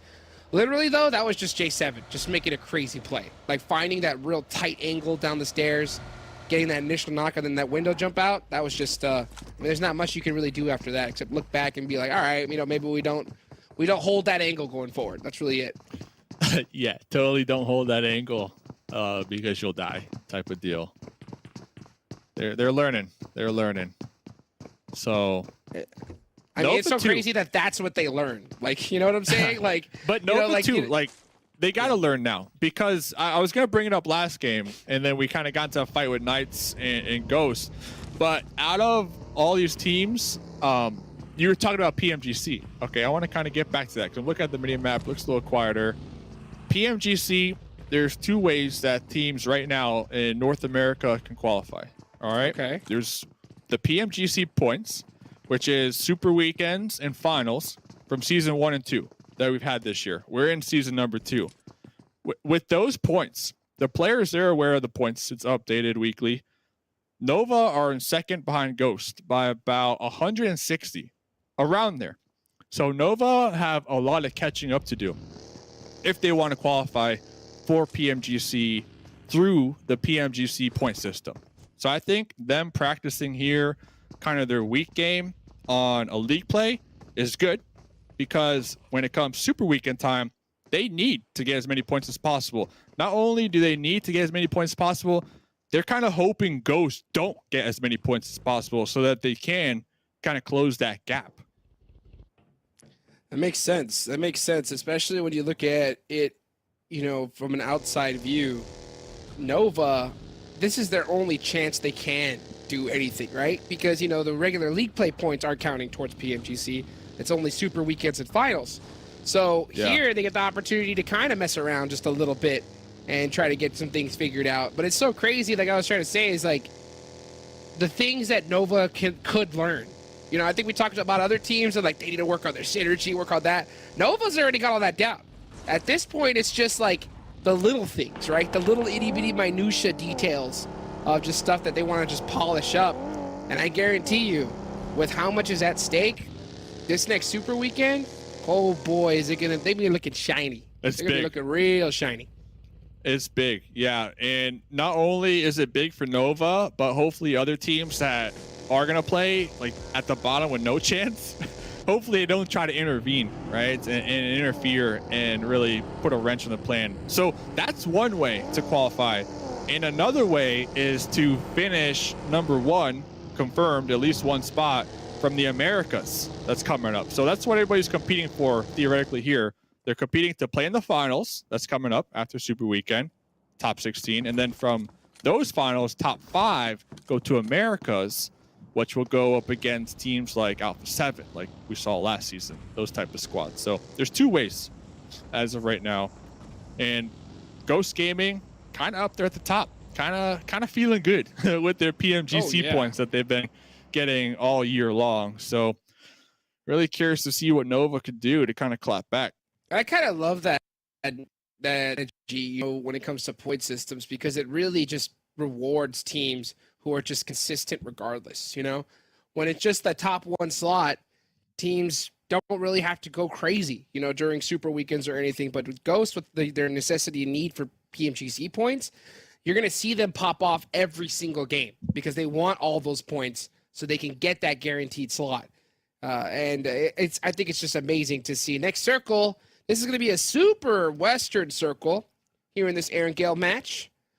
Ghost chilling over there in that Gatka area. We're starting to see teams, head over from school like XSET, the Hitlist, BTOWN, the Knights, all driving on into this next circle. And I think that after that last one, after all that hype, we're starting to see a little bit of a quiet game here. But, dude, it's going to pick up here in the next few seconds like crazy. Yeah, for sure. Everybody's happy with this circle not being too crazy, too chaotic here. So I'm looking at the overalls here for league play, and I think Lazarus are 4th to last. That's a surprise for me, honestly, right now. So hopefully Lazarus can pull something out the hat today. I think this is their first game of the evening, so they're going to be playing the next 4. Top 16, that's the goal here, league play. We're going to keep stressing it as the night progresses because a lot of these teams towards the bottom, they only played one super weekend. So they need to make sure to qualify here. Absolutely. You know, it's crazy to see how like that first game, those points they matter so much. Teams only really play 8 games in these these 2 days to put up points for the super weekend. And Juicy throwing a nade on out, and he is getting full set here by Ghost. Sam from that off angle is going to have to help him out big time. Let's see how Juicy can handle this in the CQC. He's got that UMP ready. His AK's going to catch him with that AK. Oh, what a beautiful shot there from Sam. Opening things up, and now here comes 19E off that initial knock. Bayo catching Acer, and Juicy with the return shot gets the thirst. Beautifully done. Does look like it's a little bit of a back and forth here. Anybody can win this fight. Ghosts have to press the issue, though. And here they go. Leon with the straight up send. Now Sam with the send to try to seal the deal, but looks like Spec able to get the Sleep Swap, get on out of that door. Reset? Got the intel on the Sam. Yeah, Ghost Gaming are getting the reset, not 19E. Yeah, it looks like, though, that with that time, 19E may be able to get one off similar. That's a nice Molotov. Did he catch him? That looks like it may have happened. Ghost just full setting it on in. Sam trying to do something by himself. Tensa goes down to the Molotov after all, but that is going to be 19E. God, dude, Ghost. You give them a little room to breathe, and boy, do they breathe hard. It looked for a second that 19E were definitely turning that around, though. But we'll get back to that because Pro Era yesterday, okay day. Hugh already down. 2 squad mates, Pan and Lolo, dead. It's up to Fishy here. 1v4. We've seen it done before. Can Fishy pull this one off? Going to be getting a nice little initial shot on the Ason, taking them down. Fishy really low in the health department, swapping on over to that Uzi. Might be opting to get that heal, but I don't think Fishy had enough time to even think about that one because the swarm, the collapse from behind, from Brain himself. That was really good there from Syndicate. Brain, just a little extra little toxicity there. You know, shooting the crate. And it's so crazy because it's so funny how like those little moments can really piss off players. You know what I'm saying? Like you get your crate shot at for a little too long or you get punched out and they'll come for you. You know, like Ghost got punched out by Alucard. Or Beowulf. Yeah, you don't know if he's just like, all right, Knights, I'm gonna put that into my notebook. You know, next time we'll catch you. And it's just always fun to see how that just kind of toxicity builds up. What about you, Dave? What happens? What is something that happens to you in game where you're just like, oh, I'm coming? I think it's just the instant thirst, right? The instant thirst because you always want the opportunity to crawl around and have your squad mates try to get the pickup, try to get the fight in their favor. But if you get instantly thirsted, it's just like, come on, like you're not supposed to do that, even though you are. Hey, but you always feel that way. And then when I'm in game and I'm the one knocking people, I always get the thirst. I was like, I gotcha. But it just, you know what I'm saying? It's just, you don't like to be the one thirsted instantly, but you do like to be the one thirsting instantly, if that makes sense. Let's take a look at this replay here. Speaking of thirst, right? Pro Era! Look at that! Oh, Free Willy! Up over and over! This is how they died. You know, pop it off in the vehicle there. Pad able to get one finish. They went for the res. And then slowly just getting picked apart. Fishy is going to win the one. Yeah, that's how they took out Lazarus. That was beautifully done. I also know that's a Pro Era play. That's a Pro Era play. That's true. I said yesterday they had that Shaq play. There's another one. Pro Era play. You love to see it. Man, I'll tell you what, though, Dave. If you do not want to get thirsted instantly, there is one strategy that you could use. And you know what that is? What's that? Take YT out of your name. I have a couple accounts. Can't have YT in your name, bro. You put YouTube in your name, you get thirsted instantly. Every time. Every time? Every time. 9 out of 10. 10 oh, this is a YouTuber. He's going down. And I'm gonna make sure that I put this on Twitter real quick. You know, so hey, just a little pro tip out there. You know, I think I got Mustache Dave IG in my name though, so it doesn't apply to me. Yeah, it doesn't apply to me. Interesting. You know what else is interesting? What's that? And I'm kind of looking forward to it as the night progresses. But Coops last night was talking a lot of trash on Twitter that he in particular is going to be hunting down Polo for that #1 spot here, these are some nice DP shots. But for that #1 spot here in total kills done in the tournament, because I posted a nice little graphic. Right now, Coops is only 4 kills behind Polo. Polo, 104 kills, almost 20k damage. Yeah, Coops with 100 kills with 21k damage here. So they are going back and forth. And I was listening to Coops, and he's like, yeah, I'm just coming for that spot here. So I'm very curious to see if Coops does follow through with that here tonight onto Polo. So crazy to see just how much Polo has developed as a player in just such a short period of time. We're going to see the hard shift going on over BTOWN, going to be centered up as well as the Illuminati. And they're going to be pretty well versed for the rest of this match as teams try to send it on in. But yeah, back to Polo. Dude, I mean, I got a chance to compete with him, over 2 years ago, and saw the potential he had as a player. And he wasn't, super well known back then. But I mean, he was the guy that I didn't mind taking the bolt action, because he could hit those. And just seeing how well he has progressed to be one of the top fraggers in North America, man, it just makes me so proud. Guy has been. I would even say he's not even that well known now, right? But now that he is popping off #1, I think that's how you get your name out there. Talk about getting your name out there. Syndicate making the pull up on a boring protocol. Full sends all day long here in the last day of the regular league play. Salty trying to get into it with Fate. Bop. This is a team that really just needs to make it the Super Weekend after missing 1. Can they hold it down, though? Bane Boys on the outside. Bop is a little bit too split for comfort. They're going to be a lot of 1v1s here, and they're going to have to win those. Bane Boys did get a dink and gets the second one. Nice knock. Fate goes down, though. Bop needs the rest of the squad to come in from the outside. Yeah, here they go. In the vehicle. Straight. Buggy. Full sending it. Oh. Driving across the water right there. Gonna be able to collapse in from 2 different angles. They just might be able to take the shack. Oh, Malik. 1 health. Almost getting knocked out right there. Fortunate enough to still be alive. I don't even see their health on the menu right there. But Boring Protocol coming out on top. I know one thing they wanted to work on this week was keeping all 4 alive towards circle number 5. We're only in circle number 4. But right there, nice little team fight. And they're going to have a nice little spot right now on the edge. Beautifully done. Beautifully done there for Bop. Trying to make it to this next Super Weekend. Getting those kind of early kills and engagements, man, it just helps so much. Not only do the points help, but that loot they're able to late game. Going to be strong as well. Zone is still pretty quiet so far, relatively. BTOWN are centered up on it. Trickster going to throw a smoke on himself just in case. I mean, that's so crazy. He was in a building and still threw that smoke so he can move away from that window. Didn't want to get knocked for any reason. Makes sense. Makes sense. And I was talking to a viewer here today, and they told me that they like to watch these lobbies to learn from the pros. Like, they literally learn from the pros and take whatever they see here and implement it into their own play style. So these little kind of minute plays, little strategies that these top level teams pull out, it definitely transfers over to those other players who do have those dreams, right? To be here one day. So I love to hear those stories, right? Likewise, I mean, these are the best players in North America going at it, playing as a squad, making it happen there. Ghost Gaming get eliminated. We missed that, and that was from Bop.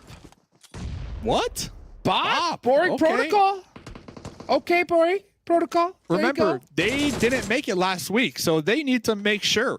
They need to make sure they make it to this next week so that they have 2 Super Weekends played. So they're doing it. Looking nice. You couldn't ask for a better start, I think, if you are Boring Protocol. BTOWN, they get zone blessed once again, so they're going to be holding this hill. Ogilvy, though, the best swimmers in North America. They're climbing the hill. Now they say, you know what? I'm going to put on my rock climbing shoes. Right after that swim that they just got in. Natsuo with a beautiful knock, but they are currently split up trying to decide which way they want to fight. They're completely pinched by XSET and BTOWN. Which way are they going to go? BTOWN dead center. Dead center. Big chillin'. They just want to buy time. They're just going to get the reset off, hang out for a little bit longer. And I think Ogilvy with that knock They may head it over to Bop, though, and third-party this. I think that's something that they should definitely do. While Jay is going to be throwing out the nade, Bop's in big trouble. Oh! The nade Bop! hits. Bopped. Bop getting bopped right there. Looking like they're trying to make the pull up into the edge of this new zone. Hey, Fanboy that's still two. in the back line right here. 2 down. This is going to be a 2v2. Okay, they're turning it Fanboys. around. Fanboys Putting in the work off down here from angle. downtown. picks up 3. And now K6, I don't know if K6 is one. He has to. He has to go and full send it for the 1v1. He has to apply more pressure. He can't let them get the res. And I think that's all he's doing. He's just shooting back and forth. Not letting him get the res and allowing Fame Boys to come up so they can 2v1. Very well executed. That nade looks really good. It's a little bit far. Pieces him up, though. Bop. Turning up. The mow down right there from K6. Now it's the Polo, the top fragger in the lobby, really low, trying to smoke out these angles, create some soft cover. And honestly, XSET, they're very fortunate that Ogilvy didn't decide to pop over that hill in third party. I feel like that would have been the play, but Ogilvy trying to poke off Dope Esports on the other side of the hill as well. So I totally understand it. As Fanboys, looks like they were connected on right there. Finally going down as Fame Boys with a crazy three-piece on the lay down shots.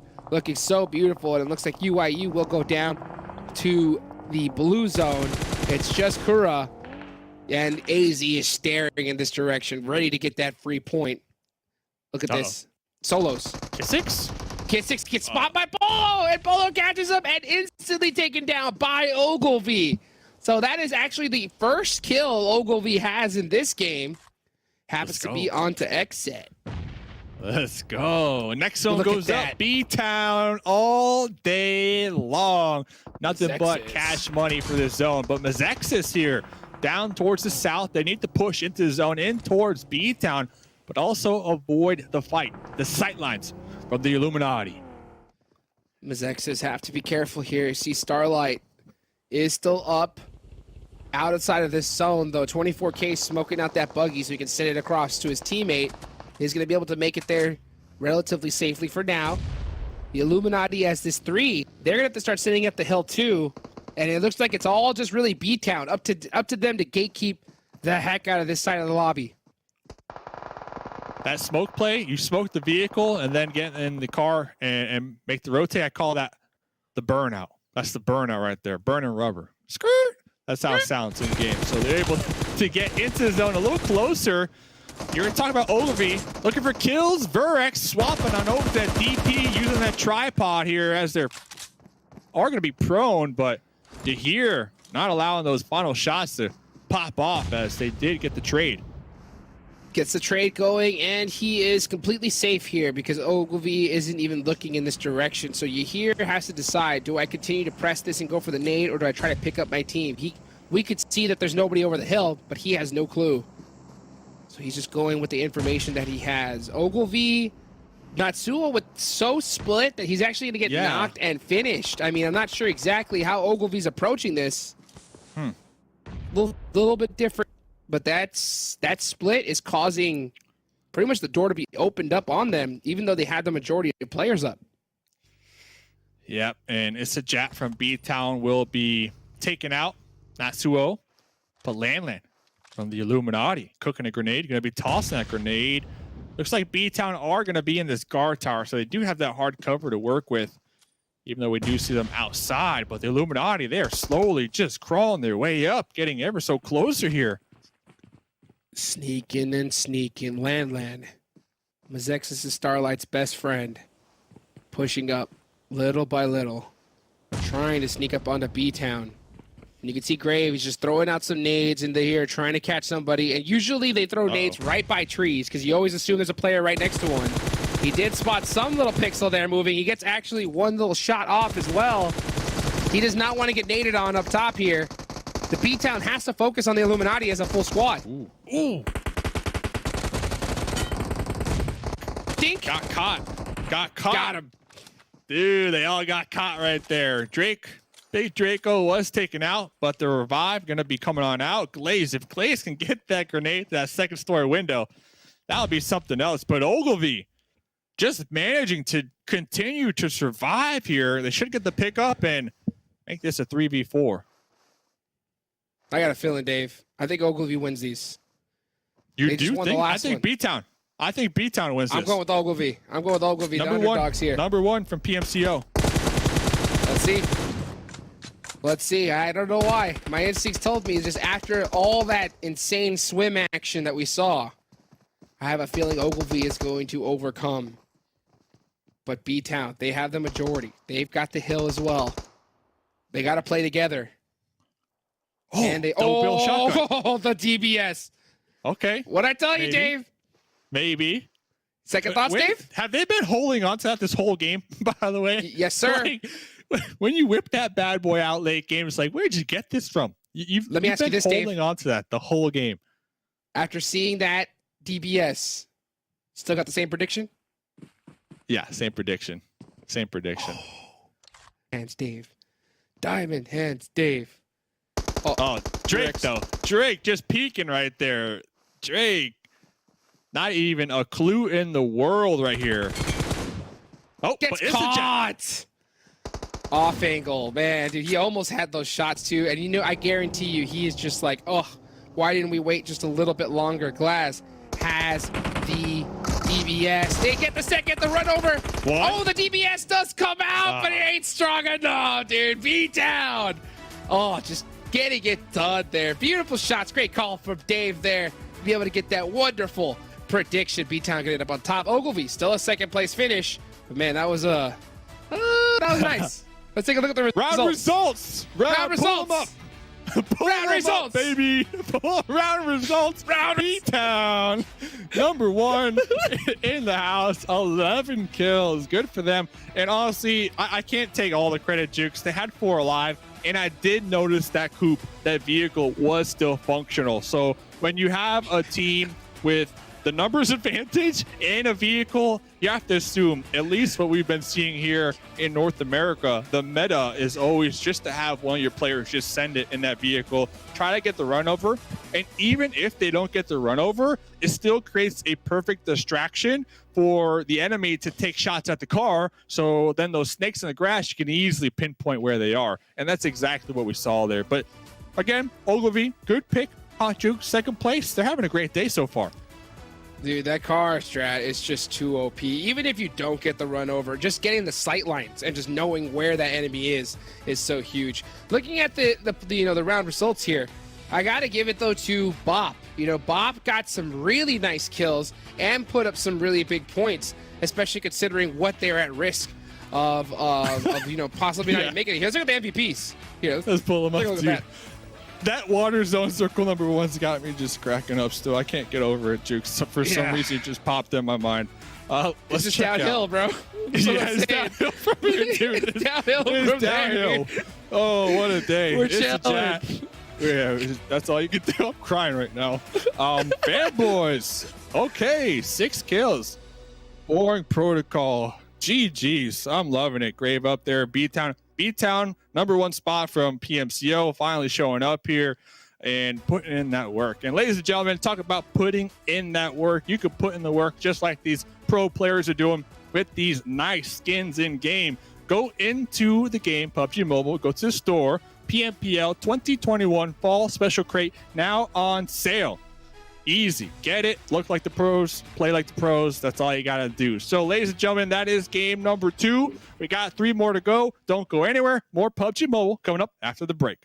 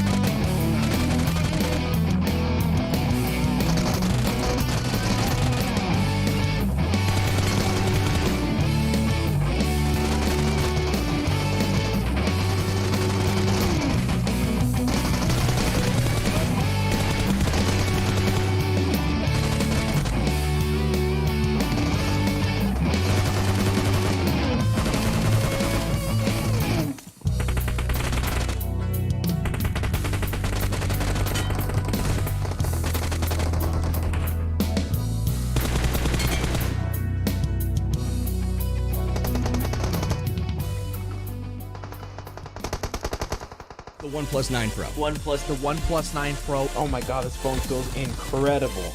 The best processor, 120 hertz, 12 gigs of RAM, and a Hasselblad camera. What more could you want? the hyper touch on this bad boy is phenomenal. The best model of OnePlus phone I have used to date.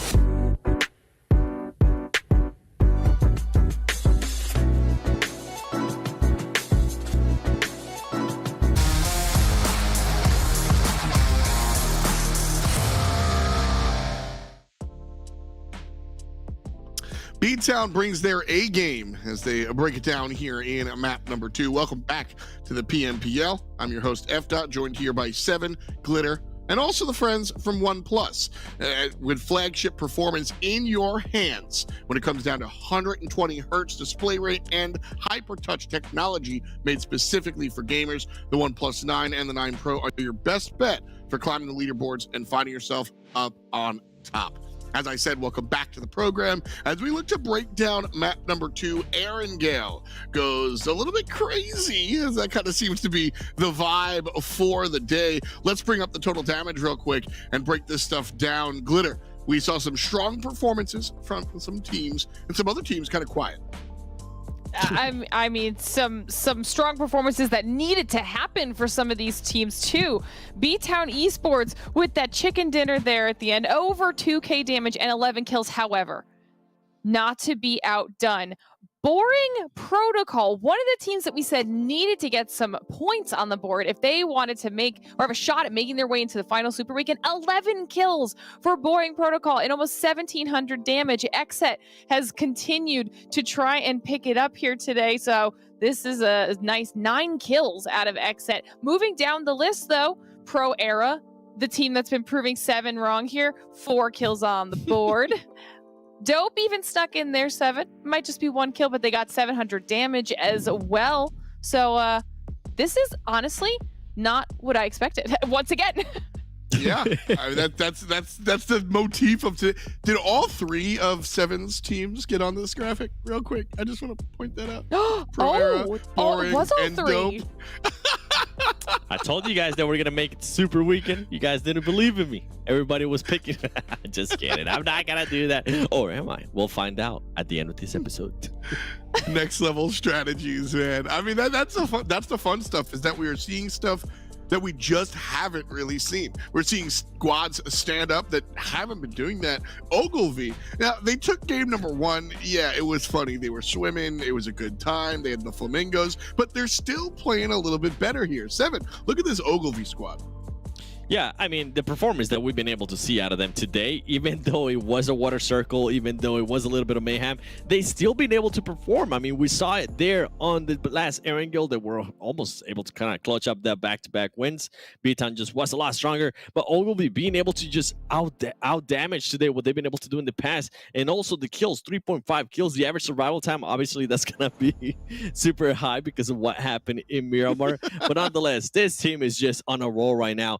And what I love to see, especially, is that Natsuo is still performing the way we kind of expected him to. He's been able to put up 4 kills. We do see here some average kills as well with the assist. Look at the difference in assists right there from 3.25 to 17. Are you kidding me? This is like a completely different team. This is the Ogilvy of the Super Weekends. This is the Ogilvy that I expect to see playing in the PMPL NA.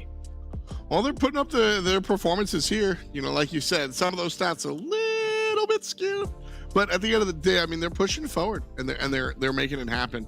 And so, if we're going to talk about Ogilvy, we also have to talk about BTOWN. They're bringing their A game. They've seen them do some things last time around. Now, this time around, they find themselves with the chicken dinner here, Glitter, looking towards BTOWN and what they're able to do. What are your thoughts?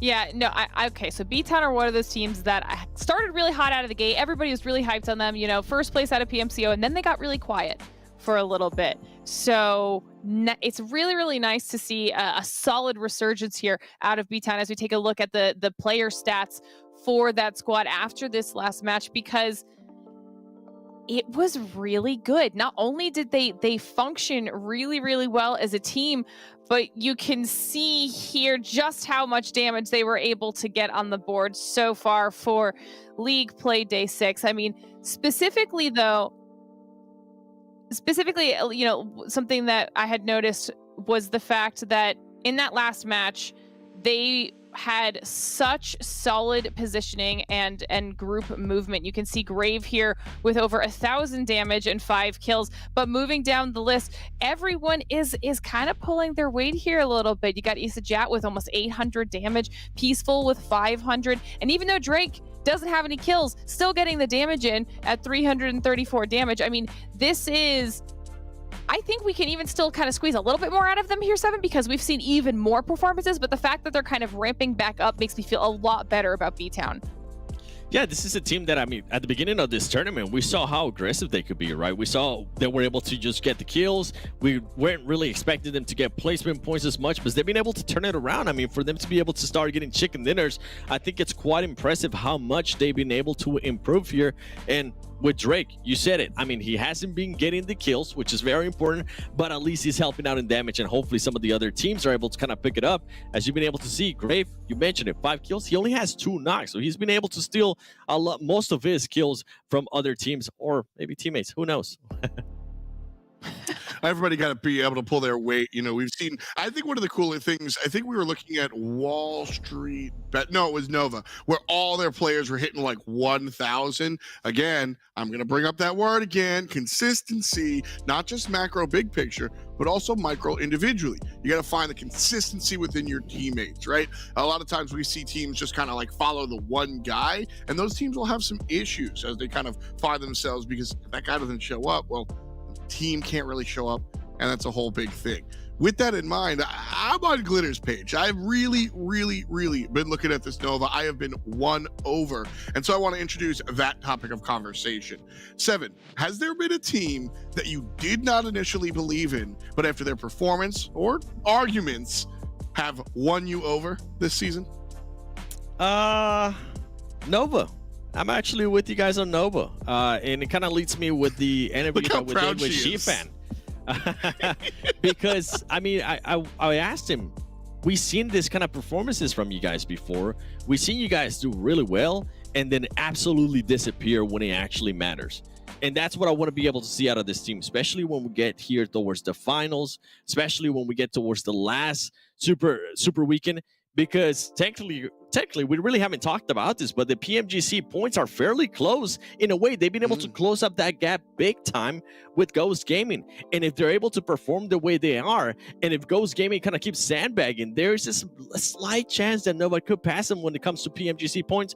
Don't worry, by the way, if this is brand new to the viewers, we'll be digging down a lot deeper into that later on to the next super weekend and going into the finals, because it's a topic that we definitely need to talk about. But yeah, going back to Nova, I mean, they have just impressed me with their performance. They have just impressed me with the quality of players that they have, with the roster that they have as well. YDD has been able to show up. Yi has been able to show up during the super weekend. It's just an impressive roster. And Glitter, you've been banging the Nova drum for over a full season at this point. So yes, you have won us over. We're on your side. But now I got to ask you: was there a team that you weren't believing in that you've kind of like seen the light and are supporting now?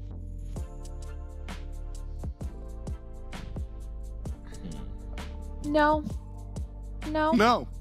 Just confident in your picks. Well, okay. So to be fair, I was very pleasantly surprised with actually the way a lot of the lesser known squads in general had stepped up this season. I think for me, that really was Ogilvy. Ogilvy was somebody that we had looked at and we were kind of unsure on how they would perform.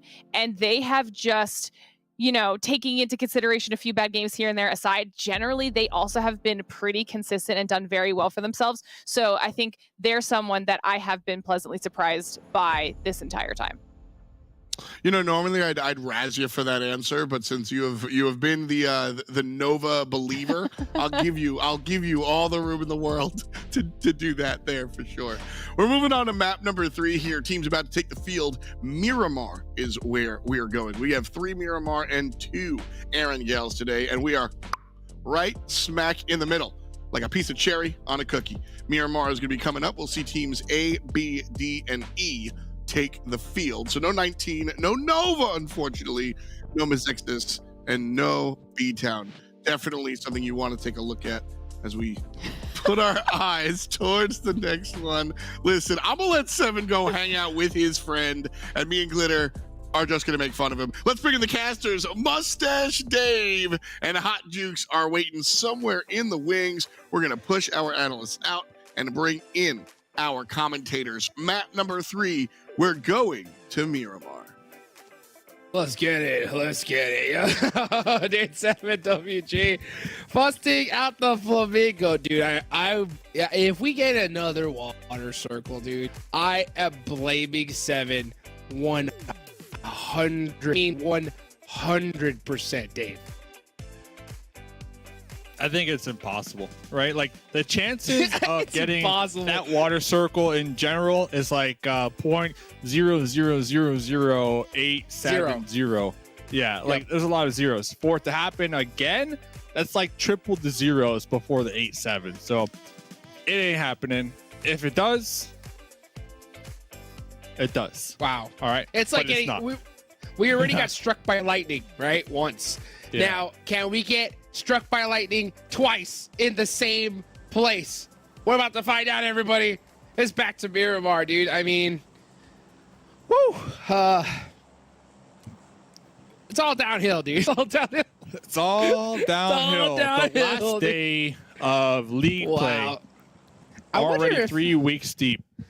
Like, so straight up, after that first game, it's like we all just like, it just takes the seriousness off, I think, a little bit of the day, right? I mean, it's still so serious because of just how much, you know, like if teams don't make it here in the top 16, it's all over. But if we're feeling that just kind of like less seriousness after that first game, I can only imagine what's in the minds of these players, right? And if you see some of these players just like, hey, you know what? We're good. Like, these points don't count to PMGC.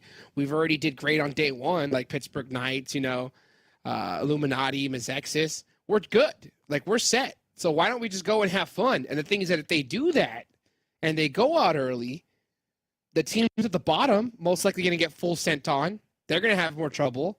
And on top of that, there's going to be less kills available for them to even get, to try to get into that top 16. So I don't know. It's just something interesting to think about. Look at Yo. It's going to be tough. Yo just breaching that 16th spot at 23 points. Right behind him is Lazarus with 20 points. And then, would have never guessed. But they're going to be down there. Average kills per game is 2. While Yo is 2.2. So, yep. After today, 3 teams will not make it to the final Super Weekend. And if we were to end right now, I believe those 3 teams will be Lazarus, UIU, and a big surprise for me, the Panthers. Dead last. So, big surprise. Panthers being dead last, something I would not have expected in the slightest. They have been having a tough time pretty much since last week.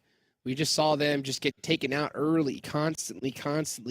They do have that edge play style that I loved so much. I know Zoo loves it as well. It just seems that more often than not, they just seem to get into a little bit of trouble and lose people early on. So I wonder if, you know, when push comes to shove and they really need to start putting up points, are they going to start trying to go for that center position? I don't think so. Can they afford to change up their whole play style that they've been doing this whole time?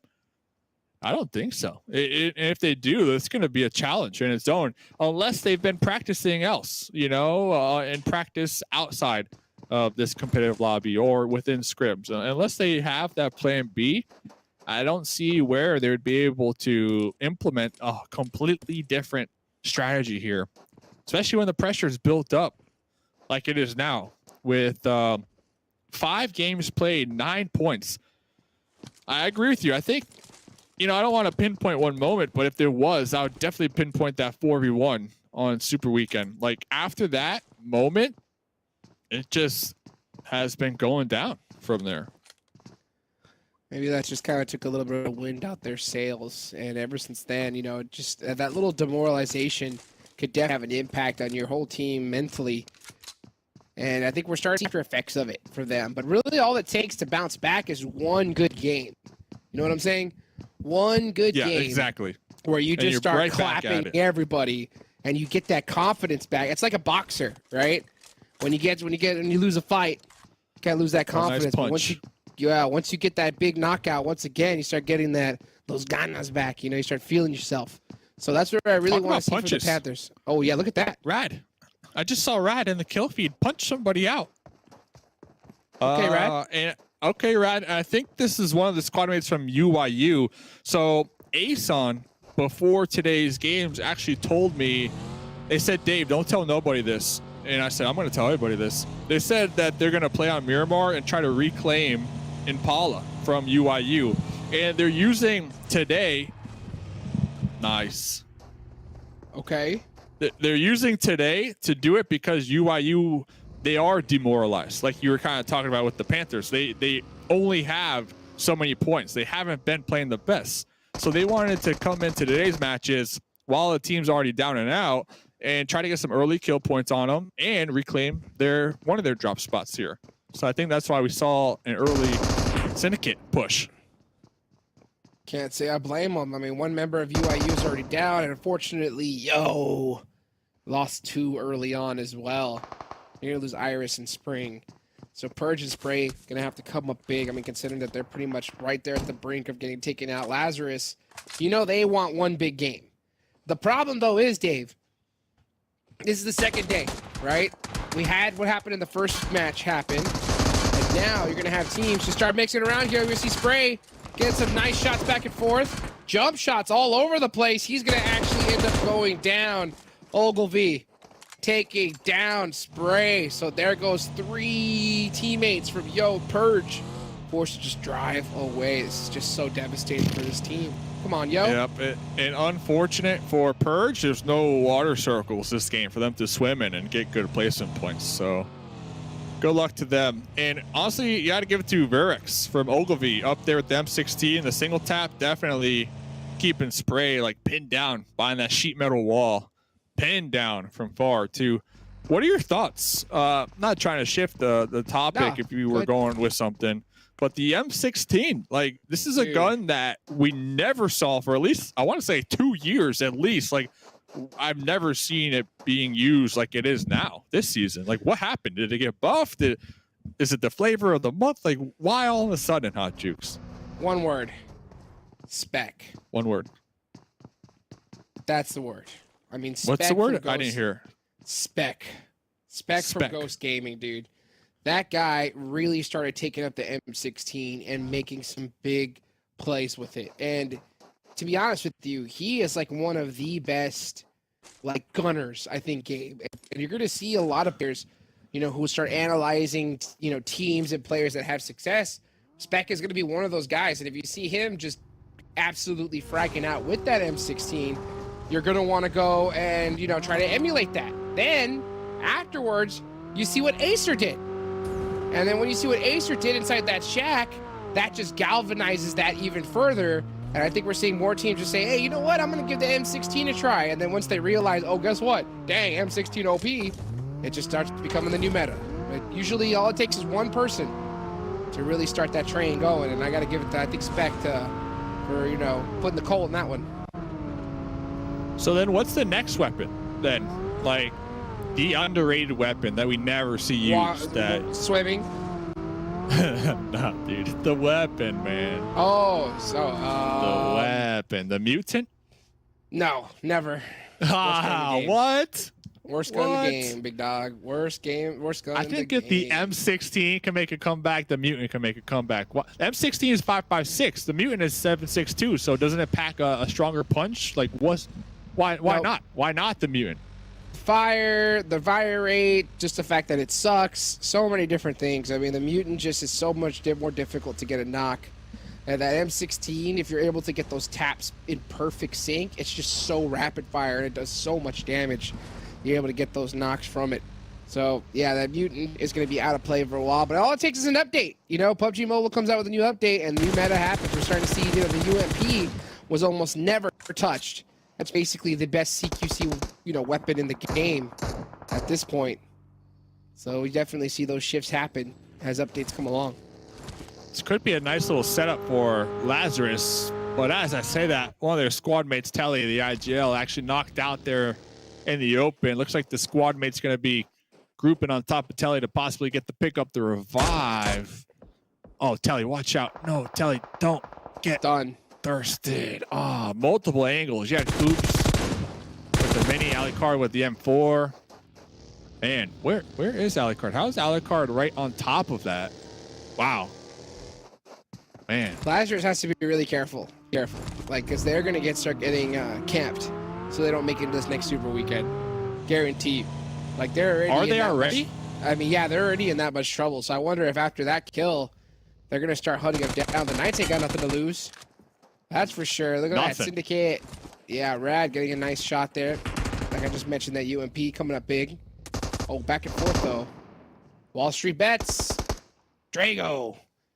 Drago's just insane. Big Drago. Hey, that's Seven's player. Yep. And I don't blame him. I really don't. Because Drago has proven, and the numbers do not lie. Seven is a guy who loves numbers. And he's seen the stat sheet. He's analyzed it. And he knows that Drago can definitely put up a performance whenever he wants to. So, I mean, on this WallStreetBets team, that's the guy that I'm definitely looking at to really set the pace for the rest of the squad. Baba OP. Baba OP. Drago, stats-wise. You leave my Baba alone, all right? Just saying. Jersey's on the way from me. The fan club representative out here. We're sending out postcards soon. But rumor is Seven has a poster of Drago in his room, hung up. Really? Rumor. What's a rumor? Holographic? Not confirmed. Just a poster. I don't know what type of poster. Gonna have to confirm. Gonna have to confirm that there. Good to confirm. Ladies and gentlemen. But, you know, tell me who you guys' favorite player is in the chat right now. Oh. HH? Yeah. Tell us who your favorite player is. But I wanted to say also on the WallStreetBets topic before we moved on is that they swapped out King A for Devotion. And talking to Baba, they're going to keep this for the Super Weekend coming up. If they qualify, right? If they qualify, which they probably will, they're going to keep it for the Super Weekend, and they're already planning on keeping the swap for the finals. That's like 2 weeks away. So it's like crazy. Big swap. Huge swap. I mean, we saw the interview with King A just a few days ago, so I'm interested to see, not sure exactly why the logistics of that. Regardless, King A, stepping up and being able to take that back seat graciously, hope it does pay off for the team. We'll have to find out. Oh, I just got a message from Seven. He said confirmed. Said what? What does it say? Confirmed. Confirmed. Ladies and gentlemen, we got him. Confirmed. Drago poster hanging up in the room. The bed, dude. That is how it is done. Said Drago's on a unicorn. He's fragging. Carrying an M249. That's the poster. Me, dude, favorite player, I think so far this tournament, just by seeing him, I mean, dude, it's gotta be Polo. Except Polo has just gone nuts, dude. He has just really elevated himself, I think, in this tournament. And, he performs really well, period. But when he goes, and pops off to the level he does, this XSET team is just at another level. And you know what's crazy is every time I update, I'm, super intrigued with the total kills. Every time I update it, Polo is still ahead. Now Polo's with 107, while Coops is with 101. So every game you see Coops popping off, Polo's doing better. So, hey, Baba OP. Baba OP clearly, we're coming into this fight. Just got the 1v4 under the hit list. Looking to seal the deal right here from behind. And look at that, Drago taking the kill. What'd I say? Baba OP. Seven. WallStreetBets doing a good job, though. All jokes aside, WallStreetBets this week have night and day. Like every single week, they've just slowly been getting better. And I love to finally see them in form here. We're seeing it. We're seeing it for sure. I mean, WallStreetBets definitely looking like they're getting it going. And, it looks like, a little bit of that roster swap. Maybe, not sure exactly what that change was internally for them. But for some, if you said that they told you. That's what Baba told me. You are on the logo, Dave. You know what I'm saying? So you'd know. And if Baba said it, then you could just tell, they have confidence in the squad. And sometimes that confidence is all it takes to really just start performing. They can change it any day. They can do what they want. I'm just telling you what the strat is as of right now, looking ahead. They could change it. You know, I'm not their IGL. I'm just part of the fan club. So we'll see, though. As of right now, they have been doing pretty well. So we'll see if they continue to perform. As the next zone does go up, they're going to be right there on the edge. Lazarus will be ahead of them, and the Panthers will be behind them. So it's going to be a challenging rotation into this next zone. And talk about challenges. You got Born Protocol up here towards the north, trying to take some shots onto XSET. But XSET, they don't turtle up. This squad, you start shooting them, I feel like that angers them, and they want to take you out. Yeah, that's something that they definitely do. You can see XSET, you know, grouping up there together, and you're right. They kind of have that Ghost similar-esque style, you know. Ghost, I think, do it better than anybody else. When they have a player that gets knocked, they become a whole new monster. It's like the team just like becomes double as difficult to kill. And XSET, yeah, look at XSET. You know, hey, you trying to shoot one of my teammates? You shoot them, what are you and they thinking? come for you. What are you thinking, says Polo. Popped. And it's cool. It's cool to look at the different play styles of these squads, because all play styles could work theoretically. You know, any play style could work as long as you get those chicken dinners, as long as you get some kill points, as long as the leaderboard shows that it works. But XSET in particular, I like how if you shoot at them, they're not going to hide. They're not going to run away. They're not going to throw smokes and try to retreat. They're going to throw some smokes and try to attack you and take you out. Their aggression here, and I think that's why we see them in the super weekends winning as much as they do. What like $5,000 worth of prizes so far. Yep. They just catch teams. I can't even say at this point off guard, because you have to expect it if you can recognize that it's them. But they surprise squads with their aggressive plays and pull-ups. Yeah, they've been just getting crazy plays, like, regardless. I think a lot of it has to do, too, with their Erangel drop. Milta, that happens to be one of my favorite areas to drop in competitive. I mean, it's such a great place for rotation. As a matter of fact, if you look at Bigatron and how well they perform, they landed farm, which is just right beside it. So that seems to have really, I think, set things up for them. And then not to mention, of course, their good skill. There we go. Gets the double. Look at those quick scopes. G3. I've been waiting to see a sniper shot, and I am so hyped. He's going to try to back up to save that tire, and he does. Let's go. Doesn't even matter. Ason out there just popping a heel in the wide open, getting double tapped. And talk about getting double tapped. Well, XSET looking to finish what they started earlier on. Coming back to this story, Boring Protocol took a couple shots at my squad mates, and XSET said, no, just no, not going to happen. Not today. Bollock with the grenade. Let's see. Okay, in the window. Pretty nice nade, but nobody's there. Yeah, and right now, XSET, all they're going to do is just wait, get a full reset going, and then they're going to full send it on him. Kill switch, throwing at your nade, trying to get an off angle. And the collapse. You can see this is a beautiful, 2-1 push from both angles. Just trying to catch Bollock. Yeah, look at that. Shot from both sides. Never should have. Nowhere to go. Like, that push, it leaves them with nowhere to go because they're getting wrapped around from all the angles. So you cannot retreat. If you're that solo, you have to win. You have to win every single fight. And what's even harder is even if you get a knock, their squad mate is going to be right behind you. I don't think you can turn around that quick enough to get the double knock and come out on top. Like, the timing is just perfect. No matter how good you are, you lose those. The only way you win a fight like that is if the team messes up. Like, if they screw up on the push and they come in 1v1v1, then you stand a chance. But at this high level, XSET, especially the way they've been playing, they ain't gonna allow that to happen. So, easy clap for them. You know, this next circle coming up. There's still 12 teams alive here, Dave. You know, the game seems a lot slower now that the zone's not in the water. You know, this seems to be a little bit more typical of Miramar. A little bit slower here, at least it feels that way. Ghost Gaming, pretty center spot. Checking in with our squads on the edge. You got Syndicate looking to possibly take the fight with Esports LLC. Yo Purge, the solo member, once again on Miramar, doing a really nice job at just remaining undetected, attempting to go for those placement points. Not in the money quite yet. We'll see. Can they get a hard shift as there is a fight? Ogilvy and the Illuminati out there. Illuminati looks like they're down to just 2 with Ogilvy in their 2-2 split. Zone goes up. So that's a good zone for Purge as far as being a solo member. As long as they can remain under the radar from the Knights and Dope. Should be pretty solid. That's going to be a great shift for him. That's going to allow him to get a little bit more time alive. He's got to stay alive longer, though, because, they are on the bottom of the leaderboard. 16, they are 16th.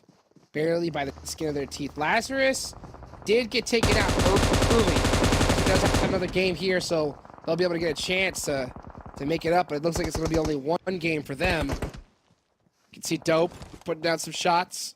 It's going to be a nice little battle between Syndicate and Dope here. Nade bouncing a little bit too far away, but the off angles. Kalo picking up a nice kill.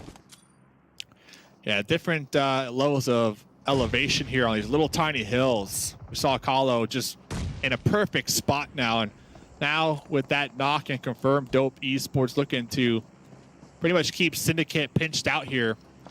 Syndicate, their position not in the zone, so they need to win that engagement in order to push forward. And talk about needing to win. UYU getting sandwiched right here from WallStreetBets and the Panthers.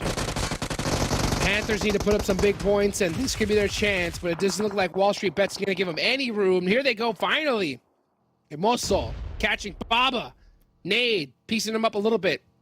Rest of this team needs to come and help them out. They do have the smokes down laid out there, but some more nades are coming right in their direction. Steve-O gets hit. When will Moso and Jay decide to full send it onto WallStreetBets? It looks like they're just smoking it out. Just waiting. I'm curious. I'm trying to get a better read. I'm curious if Ogilvy have sightlines onto the Panthers, because I did see some smokes from the Panthers kind of blocking those sightlines. Oh, hold up. Syndicate from the East just took a shot right there on the Panthers and had a nice little connection. Everybody sees these two teams out here, the Panthers and WallStreetBets. They are not in a good spot. Yeah, they are just getting shot at from all directions, and they have to deal with Ogilvy too. And here they go in the 1v1. CQC Devotion, gun switch, tries to decide shimmy, but gets out shimmied, of course, by Ogilvy. It's not Suo. Just so good in the CQC. Steve-O. Again? 1, How 2. about 3? Close. God, not Suo. Sees Vurex, 1 HP! And I think Steve-O did get caught by Vayne with the last bullet, so now it is up to Baba. Baba OP. Last one alive at all. Look at this circle shift. Baba, I hope you got some first aids, buddy, because that's going to be your only strategy here on out. All three of these teams pretty much dead to rights over here, because not only are their positions in the wide open from Syndicate and Dope Esports, but also the next zone does not favor them. So Rad trying to take this moment. Dope Esports trying to take some shots on the WallStreetBets, but Rad with the grenade through the window, catching him off guard right here. Probably going to be looking for the collapse now that Nesquik is knocked out. Let's turn it up, Rad. Getting it going. And Gallo trying to get a nice return nade. Was that one going to be on point? Looks like it is, and you can just see him getting that double knock. So Dope Esports LLC are not done yet. That nade from Gallo picking up that two-piece is so huge for them. They need to start getting aggressive. Vayne from Ogilvy hitting the shimmies, the right, the left, the right, and it ain't going to be fast enough. Got to put them dancing shoes. Finally, Ogilvy eliminated. Not the top 5. 8th place finish. 7 teams to go. So if you get taken out right here, 2 points.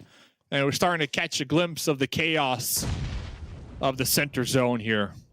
The Knights going to be occupying a lot of this. XSET trying to pull up in that little ravine, but Chico with the little angle here. Oh, and dink? Double dink? 1-2 dink. The double dink. The double, the number 2. Kel, J7 getting caught with a grenade. Oh, that's Coops there. Actually picks up 2. And Xenox having to give up his angle as he did get beat up pretty well. Ghost is still up with the 3-man. They've been kind of quiet, but that's what they do. You know, they rotate slowly on it. Chico. That is so far. It's all Knights. It's really just all Knights here. Gatekeeping the heck out of two of the top teams in the lobby. Yeah, Purge isn't going to take any shots, and Purge is going to be right behind the Knights. Purge is just going for placing points. And Chico, after getting that one grenade, is going to continue to toss one after another. Chico, non-stop right now. You would think Ghost would reposition after getting knocked by that one grenade. And you can see them throwing the utility even more. I think Polo, after realizing that that knock happened, he's going to start throwing some nades in this direction to try and steal away a kill, especially when you realize it's Ghost on this side. You want to take them out. They did both get hit pretty bad by that nade, but it looks like they will get a little bit of a reset. Xenox hearing those clicks of that grenade falling down. Holy. Oh, Coops almost caught him right there. Kill switch in the laydown just in time. Okay, so it looks like the attention has shifted from Ghost to now XSET. It's really really at the Knights. It's all Knights here. I mean, Knights have the position big time. Ghosts are just trying to survive. And now they're getting shot by Yahir from Dope way downtown too.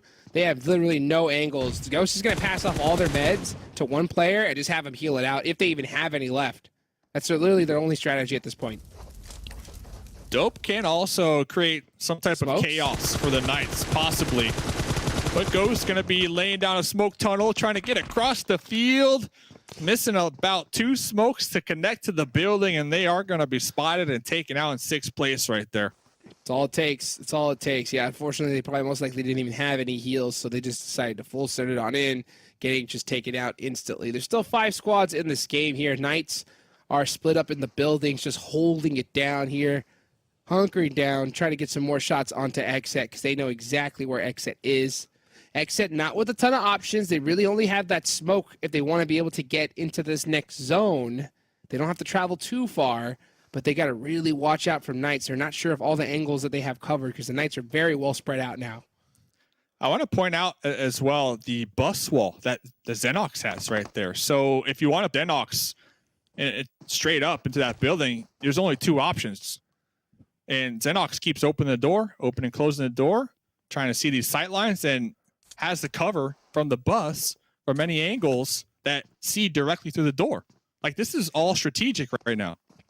And he's opening and closing that door so that way the nades won't come into there. He does see finally XSET push out. Xenox is going to jump out, gets a lot of shots through the smoke, and he's continuing to apply the pressure. Finally, they're going to go now full send. Down. Oh my goodness, finally. Polo. So scary. Finally gets taken out here. It takes 2 Knights to take out a little Polo. Man, it's just on point. But look how many kills the Knights have. 12 points for them. I mean, this is their game. Yo, still alive. Putting up some points. And the Panthers, too. That's huge. These solos, they need these points. They are hoping the Knights get taken out by Dope. Trying to get that vehicle explosion, get that splash damage. You never know. There might be somebody prone behind that car. Purge from Yo, no kills, but a dream. A dream to finish. Maybe first place. Maybe first place. You hear? That's quick. Not even a clue. Not even a clue, Hot Jukes. Purge is just sneaking right now so much. I wonder if Purge has nades. Because if he throws that, that's not going to really give away his position. And I think that Purge is just happy with just waiting right now. Buying some time. He doesn't even want to pop off any kind of heal. He doesn't have any drinks or anything like that left. But he's just going to buy some time and allow Dope to have that false confidence. Here comes the Panthers J. Oh, the accidental jump over from Coops. Looks like he possibly tried to jump to the side. Instead, gets the animation to jump up. Purge is going to go for the heal strat. Is he going to get it off? I don't think so. I'm shocked. I'm so shook to see that strategy come out from Purge. Yoj eliminated. Damn, dude, that seemed like an opportunity right there. He could have just gone and sprung the trap, but instead goes for the heal. Especially with the M249, right? I had a feeling like that thing was just going to let it rip towards the end here. But 4th place, 8 points. Not too bad, all things considered. And Jay from the Panthers Now another solo with the opportunity is going to be spotted from Chico, trying to get the spray down, the return fire, and got him. There goes a dink on a Chico, but immediately spotted from Dope Esports. Panthers go out in third place. That's 10 placement points. That's going to be huge. It looks like it's all Dope Esports LLC to win this one out, though. Xenox just rounding the corner, back and forth, buying a little bit of time, but it ain't going to be enough, dude. It's all the limited liability company. That is Dope winning that one. Kahlo with 5 kills. And you here with 4. Yeah. Good stuff, because Dope, they were in 15th coming into this match, and Yo were in 16th. So Dope with that chicken dinner, that should give them an okay cushion, right? Heading into the later half of what we have 2 more games to go.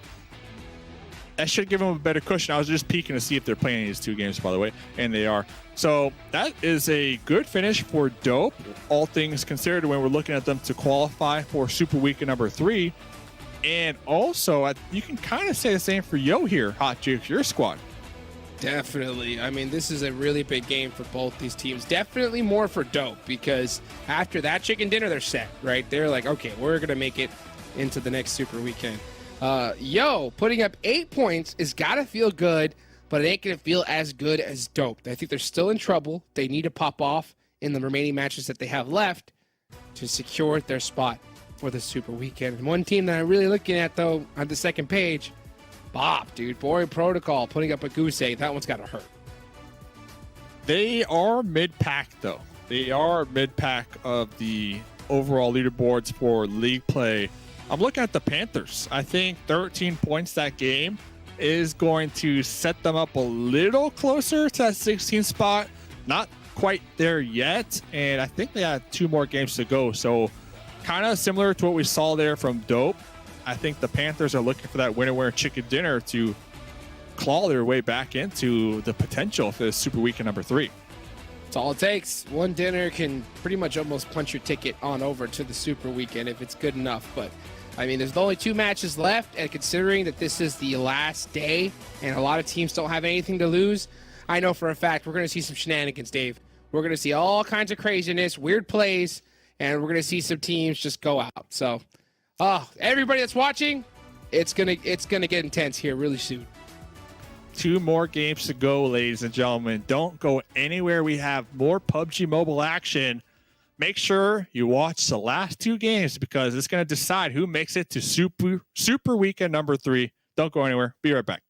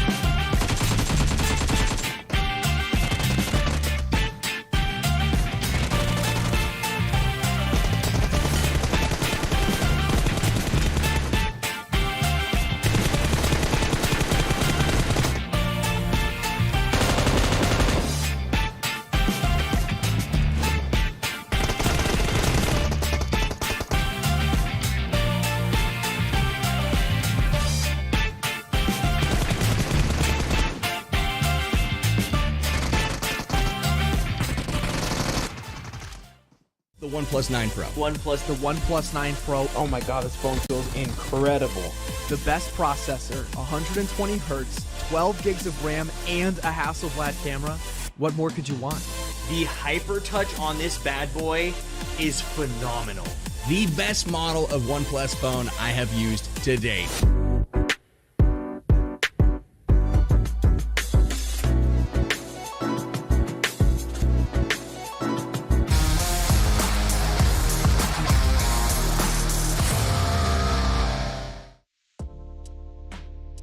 Welcome back, folks, to the PMPL. Pushing forward halfway through is where we stand at the moment, and Dope collects a whole bunch of points, at least 15. In fact, let's refresh everybody on what we're doing and how we're doing here at the PMPL. It's all about the points. You got to qualify here, to qualify there, to qualify all the way down the line. You do well yesterday and today, 2 days of the week. And then for the weekly league play, as F. was saying right there, top 16 teams are going to be advancing to the Super Weekend. Once we get to the Super Weekends, those points are going to count. We are going to be playing 5 matches. No teams are going to be sitting out because we're going to have 16 teams. And then after that, those top 16 teams from all the Super Weekends are going to be moving on to the finals. And not only that, while they're actually trying to get to the finals, Glitter, they're going to be able to get some money. Of course, obviously. I mean, we've been talking about it quite a bit here, but every single Super Weekend, there is $15,000 on the line for a total of $45,000. That's because they get $1,000 per chicken dinner. We've seen the likes of XSET, the likes of Nova, Ghost. A lot of these teams be able to get multiple chicken dinners and already have a lot of money in their pockets. And then, of course, if they make their way all the way through to the finals, the champion, first place team out of all of that will take home another $10,000. So depending on how a lot of these squads do in this last Super Weekend, they could be going home with a lot of money in their pockets, Evan. Definitely. But to be able to get the money, let's move on to the point system. In case you're not familiar with it, we do have 15 points for the first place, 12 points for the second place, 10 points for the third place. I'm not going to go all the way down, but I am going to go to 13 and 16 because they get 0 points. And the most important thing of them all, it is 1 kill per 1 point, and we've been seeing a lot of teams taking advantage of this, especially during week of league play, and one of those teams being Knights. I mean, in that last match, Knights was able to get 12 points, an impressive gameplay out of them. We saw Chico being able to perform as well. If I'm not mistaken, we are going to have total damage coming up here from that last one, and we're going to be able to see a lot more of which of the teams were able to pop out, because Glitter, we had Dope Esports take the chicken dinner, and they were able to, as the casters were saying, they were able to kind of secure themselves there in a big way, hopefully a little bit closer to make it into that Super Weekend. Don't worry, we'll be able to get to the overall, but right here, I mean, oh my gosh, Knights, what were you on in that last one? 3K damage, Glitter. I mean, like I said, they're the league play team, right? I mean, over 3K damage, are you serious, Knights? I'm gonna need to see an over 3K damage when it comes to the Super Weekend, because 12 kills and almost 3,200 damage is a showing, to say the least. But moving on down the list, Ogilvy, I called them out earlier as kind of returning to that consistent play that we've seen, and they've got another 8 kills on the board for themselves, almost 1,600 damage. Huge performance yet again out of Ogilvy. They're looking very, very good today, especially in comparison to yesterday. XSET on the board with 7 kills and 1,500 damage, but you said it, 7. I don't know if it's because you called them out at the beginning of the day or what, but 9 kills plus 1,500 damage plus the 15 points for the chicken dinner. Massive performance coming out of Dope Esports. Yeah, definitely. I mean, it comes down to 2 players that have been getting able to get kills today. Yair and Kalo. Between them two, they've been able to pick up 10 kills. Everybody else in the team has been, I mean, Nesquik has been able to pick up like 400 damage. Casper's only been able to pick up 46 damage. But then let's move on to WallStreetBets, because WallStreetBets was also able to put up 9 kills. And I mean, let's just go back to Devotion. Devotion today is actually leading that team with 5 kills, which is super impressive. And we've seen what Drago was able to do. And yes, I'll confirm it. I do have maybe a Drago poster above my bed, which maybe I'll post a picture some point on Twitter, hashtag PMPL. We'll definitely check that out. Now, let's go to the overall, because this is where it gets spicy. Oh my gosh, Knights, what you on, bro? Like 106 points with first place, and then the huge drop off. We do have XSET there with 71 points. The Illuminati, surprisingly for me, they're still able to stuck it out here, at least within top 3, 70 points. Definitely love seeing that. We have Mezexis with 67 points, WallStreetBets with 63 points. That's actually super impressive too. And then a big surprise here, and we kind of were able to see it at the beginning of the day with the chicken dinner that they got. BTOWN Esports Glitter with 61 points. Yeah, BTOWN is, they're definitely doing much better for themselves. Nice to see them up here with that chicken dinner. One of the 4 teams up here that still have some matches to be played in comparison to the ones around them. Nova has dropped down a little bit, but that's just due to the massive performances the teams around them have had, specifically Ogilvy 7. Coming into today, Ogilvy was in 16th place. They have jumped up to 8th place. They're on our first page here for overall ranking. They were previously possibly going to be knocked out. They were in danger, right, of falling below that 16th place, and they're not in that position anymore. As we take a look at the second page, Dope Esports 7, they are in 10th place above Ghost Gaming right now. Okay, Boring Protocol has jumped up. They are kind of a little bit safer now, depending on how these last games go. 19 Esports has dropped all the way down to 14th place after not really making too much noise here today. That's got to be a little bit stressful with only 2 more matches left on the day. And then 15th and 16th place, we've got Yo and the Hitlist, and those were 2 teams that I was definitely a little bit concerned about today. But I mean, moving on to the third page, that's who they're going to have to be looking at to see who is potentially creeping up on them, because the Panthers are only 3 points behind 7. Yeah. I mean, these are the teams that are gonna have the pressure on them. Luckily for the Panthers, I mean, they've been able to step it up in a big way. Yesterday, they were only able to get 8 points. Today, so far, they have a total of 22 points. So stepping up their performance. We do have UYU. I mean, it's been a hit or miss here, but the Hitlist is also gonna have all that pressure on them because they have more matches played than the Panthers and Lazarus. Same with UYU. They currently have played 7 matches. They might be moving on closer here to the last match. But something I do want to move on to is I want to move on to the bubble graphic, because we were expecting teams to get a certain amount of points, around 45 points. And so far, Dope Esports LLC, Boring Protocol, Pro Era, all the teams that I picked to definitely not move on to the Super Weekend are proving me wrong. And now we have 19 Esports, as you were mentioning, a big surprise for me. They're currently 7 points away within that marker that we're talking about. But let's go back to even more. Let's go to the hit list. Let's go to the Panthers. These are 2 teams that I'm definitely going to be looking at, as well with Lazarus. We know Lazarus can put up great performances. We know Telly's got what it takes to put up those great performances. And then we have UYU. We know they're able to get the kills. I mean, I think it was yesterday that they were only able to get kill points, but no placement points. Today, that first water circle actually helped them out big time, because they were able to get, I think it was, if I'm not mistaken, their first placement points of this week of league play. So overall, just keep an eye on these teams. We're definitely going to be talking about them after every match, because they need to be able to make it to the Super Weekend if they want to even try to make it to the final. So you know what? I think the game is ready. Let's go to the casters. Let's get it, everybody. Here we go. Match number 4. Dave. All right, dude. So this is getting a little spicy here. We got 2 games left to go. And right now, in my eyes, dude, we're just looking at the bottom of the leaderboards. Top teams, great. Good how you're doing. Pittsburgh Knights, great. Right now, eyes are on UYU. They're on the Panthers. They're on they're on the hit list. And Lazarus. I can't believe I'm saying it. Lazarus, Dave. What is going on? Yeah, I don't know. And Lazarus, I have to double check, of course. But Lazarus, they played in both Super Weekends, right? Yeah, I think so. I'm pretty sure. I got to check it.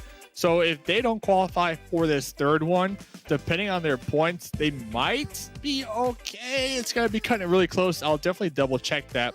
But those teams that only played in one Super Weekend and are down there at the bottom right now, that is like where the boiling water is. That's where the pressure is just turned up past the maximum amount on that dial. They need to pull out whatever stops, whatever strategies, whatever tactics they think will allow them to get some points here, considering we only got 2 more games to go. Well, here it is, ladies and gentlemen, everybody watching. Game number 4. Time for teams to pull out all the stops that they got in order to survive, just to keep their dream alive and make it into this super weekend. We're going to have some squads eliminated. We're going to have some squads raise their hands up in victory. And we're going to find out who that is going to be in the next match, man. This is just, this is a critical point. This is a critical one for so many of those squads, Dave. And it's going to be on the classic Erangel here. Love to see it. You love to see it. They are going to be comfortable. I'm checking real quick. Are they playing this game? I think they are. Dude, it's just so crazy how much is at stake. And I get, yeah, you're right. You know, the teams that have only played in one super weekend, that knob is just turned past 11. The water's boiling. Like, they have to make it the super weekend, otherwise their tournament is over. Regardless, though, even for teams like Lazarus, who, you know, like you mentioned, they played 2, they did okay. I don't think they can even afford to lose out a super weekend. You lose so much. Not only do you lose the chance of winning, you know, $15,000 just by winning chicken dinners, you also lose on all the practice, all the opportunities to put in that work during the finals. And that's the best training that you can possibly get. That's 15 matches of the most competitive PUBG Mobile you can possibly play. Because even the teams at the top, they're trying to get points to go for PMGC. So they're playing at their absolute best no matter what. And look at this, Dave. It looks like we're having a little bit of a remix here. You know what I'm saying? So it looks like we have to run this one back. What I was talking about. So Group B are going to be sitting out. So that's UIU, the Hitlist, XSET, and Knights. So those are the teams I was trying to check them out, because UIU and the Hitlist are not in that top 16. So they will be playing in the last game here tonight. They'll know exactly how many points they need to get in order to move on. So that's one good thing, is that, yeah, you're not top 16, but at least you have that number in your head. That is the goal to accomplish, right? To hit that mark, and then you'll move on into that next round. Now look at the Panthers and Lazarus too. Another 2 squads down there at the bottom. Last game, the Panthers, you know, close call. They had that solo towards the end, able to clutch out, get those placement points. But when it comes to the Panthers just in team fights here tonight, we really haven't seen much from them here, Hot Jukes. Dude, we haven't. I don't know what's going on with the Panthers. I mean, I love their play style. I love how they've always played edge and just how much work that they put in. But it's just so crazy to see how they have been struggling, and not just struggling a little bit, but struggling a lot. So guys, thank you guys so much for watching. You know, we're going to go ahead and head on over to a beautiful video that we got with Dope Esports LLC. I will catch you right back after.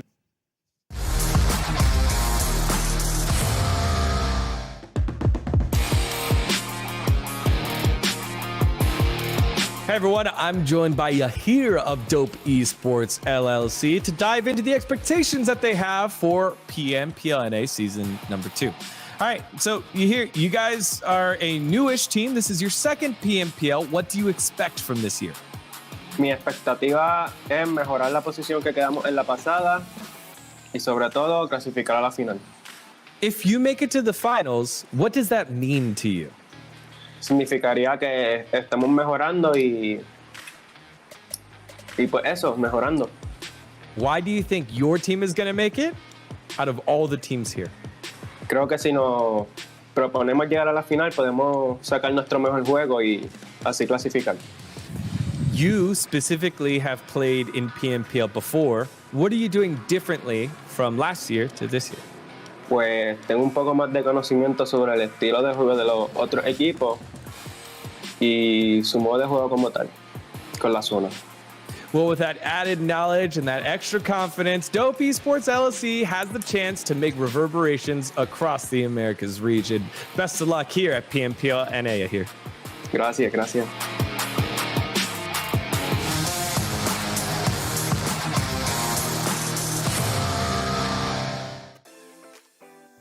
Appreciate, D-God. Oh, sorry.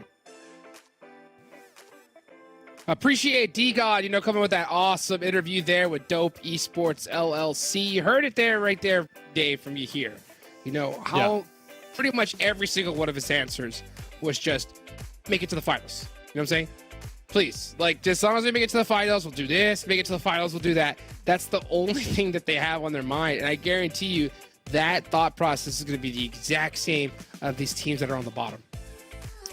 Yeah, for a couple of reasons. We kind of talked about it already. Like the teams that had that dream to make it to the biggest event in PUBG Mobile at the end of the year is PMGC, right? Like that's the main goal. Of course, you'll be able to get some money along the way, like in the super weekends. But for a squad like Dope Esports, their only opportunity is to make it to this last super weekend, number one, make it to the finals, number two, and then at the finals be top 5, number 3, and then in the Americas, number 4, be number 1. So there's a lot of steps that they need to take, but I like that mentality of one step at a time, and they know exactly what they need to do in order to accomplish that. Well, I'll tell you what, the last game that they just played was a huge step. That was a big step forward to make sure that they make it into this next super weekend. Still, though, they got 2 matches left to go. A lot of squads can put up some big points here. It's going to be tough, though, considering that this is always the last game. The last games, you always see craziness happen. You see full pushes from teams. You see, hot drops. I don't know. I'm looking to see some hot drops here. This one, Dave, let's get back into it. Let's get into Erangel match number 4. Let's go. Drop it like it's hot here. Match number 4. So this will be the last game of league play in season number 2 for Ghost Gaming, the Illuminati, Born Protocol, and Ogilvy. Those 4 teams are going to be sitting out this last game. And out of all 4 of those teams, Hot Jukes, I want to say all 4 of them are pretty secure in that top 16. If there was a team that might be cutting it close just to kind of add some drama to it, Born Protocol. They have 45 points. They're the closest team towards the bottom here, but even at 45 points, I think they're going to feel a little secure here unless they just get taken out with the goose egg this match. Yeah, definitely don't want to get caught slipping. That's just it. Just put up some decent points here in this game, and you should be pretty well set. Especially considering, like I mentioned, the last game is going to be the last game of the day. There's going to be teams who have already pretty much secured their spots with nothing to lose, and we're going to see like 4 teams in circle number 5. You know what I'm saying? Just teams full sending on each other like crazy. Are we going to see that now, though? That's my question. Look at the drops. Panthers dropping off to the side. Nova spreading out. I don't see any crazy hot drops here yet. I don't know about a hot drop, but maybe an early fight between the Panthers and Borg Protocol. I see Fate there. Oh, but their other squad mates in Georgia pool with Pro Era. So we talked about Bob not getting the goose egg this game just to kind of feel a little secure about their last map here. And Volek is all the way at Shelter. Oh, and Kissix is in Yesnaya. So they're playing 4 corners here this game. Okay, Bob. 4 quarter strat. 4 corners. Stay alive. That is their only strategy. Fate heading it right into Primorsk. Going to be camping that out. So, yeah, Bop with the good old 4 corner strat. I don't think I've ever seen that work out, Dave, to be honest. And you know why, right? Because they were anticipating the potential of possibly getting hot dropped. So they are pretty much secured. Like I mentioned, they have 45 points. I think that should seal the deal. But I think with this play is they were kind of maybe anticipating somebody hot dropping on their drop spots, So for them to remain elusive here, dropping on all 4 corners of the map, they're going to avoid getting that 16th or 15th position here this game. It's interesting, but I'm not sure if I agree with it. And the reason being is just even if you drop all 4 corners of the map, that's not guaranteed that you're gonna even put up any points. You know what I'm saying? Like, there's no guarantee that you're gonna still put up, like, not gonna put up a goose egg. Because if your teams just get picked off 1v4s, you're done.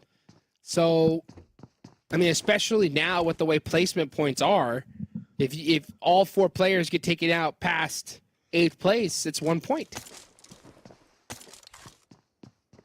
Trust me, I agree. There's 2 sides to the coin, you know. I guess in their minds, they feel like with this strategy, they have the better chance of surviving, because I guess they don't believe in their gun skills to be able to defend against the hot drop. That's the only thing I can think of here. Or they're just trying to make sure that they make it to this Super Weekend number 3, because they did miss last Super Weekend, and they cannot afford to miss this Super Weekend, or else they could just kiss their dreams goodbye when we're talking bigger picture out here.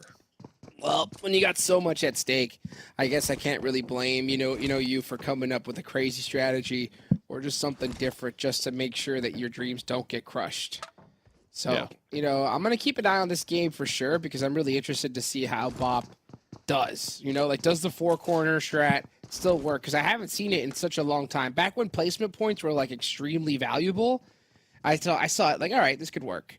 But now, I'm not too sure. Look at this, though. Starlight catching one of those remaining members of Bop.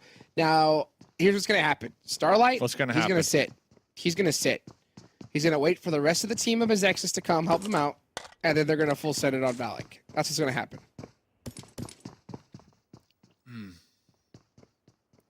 We're not going to see anything happen here. Yeah, I think I have to agree with you. And interesting about Mezexis, we saw yesterday, I know Zute also mentioned this, that the Sali is scouting and rotating. They're the IGLs when it comes to that type of gameplay within the squad. And then for the IGLing within team fights, it falls on Starlight. So they're kind of swapping back and forth different duties on the squad. Makes sense. And it worked yesterday. They got 2 chickens, if I recall, yesterday, pulling out that new kind of team play style here. So I like it. I like that they're trying new things here. I like it too. I mean, I think it totally makes sense as well, because you got, when you have your upfront gunner calling the fights, it makes things a lot easier. And look, as predicted, here comes Mezexis as the full squad, ready to push Valak. And this is the problem. When you land 4 corners, your team is in nowhere position to help you. You gotta make some plays, and guess what? What are you gonna do when you got a full squad hunted down? And that's easy points there for Mezexis. Oh, and shooting the crates, the toxicity. Okay, relax. You guys it took 4 of you to get 1 kill. Relax, okay? Relax. Hey, it's like, what are you doing, though? That's what they're saying by those shots. Like, what are you doing? Well, then do an emote then. Do it, because that's precious ammo. That is very precious. Yeah. Do an emote. Pull in those emotes. So there goes one of the 4 corners getting taken out here.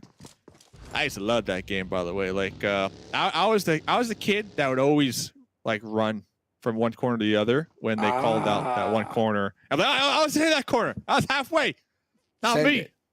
Not getting out. And talk about 4 corners in games. We got Rin out here exploring the world. I didn't know you could do this.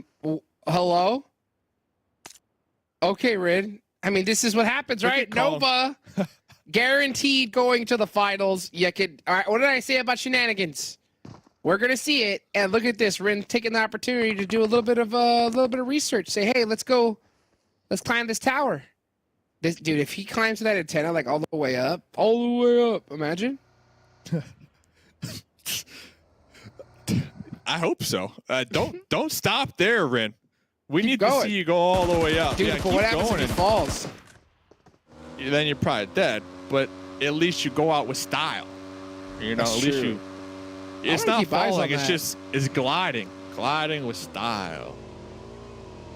I want to see that. I want to see more of that, to be honest. We should just watch Rin the whole game. That sounds good to me. To be honest, like Me too. Nova been popping off. Yeah, you can see Fame Boys with the crazy rotation. Of course, getting caught up by Pro Era. This is where they love to. There's loot. 2 of the corners. There's 2 of the corners. Gone. Told you. 4-corner strat, dude. It's just. If they get taken out first here, no. It's too. It's not a good strategy. It just doesn't work. I don't think so. I mean, that's why I wanted to keep an eye out. If it did, I'd be like, oh my gosh. But oh my. Well, they still have Fate and Kissix alive. Kissix is in the blue, kind of following behind BTOWN. Might get caught by Lazarus out there in the blue too, and then you got Fate kind of hovering around the Panthers. So 50%, still 50% of the team alive here for the four corners. Last game of Born Protocol. Well, I mean, that's the thing about once you commit to the four-corner strat, that's just saying that, hey, you know what, guys? We are not going to win this match. We don't even want to win this match. Our plan is to just snake it out and try to be able to get some placement points, or possibly even just donate points at this point, because, I mean, when you're in a strat, you get caught by a full squad, you don't stand a chance.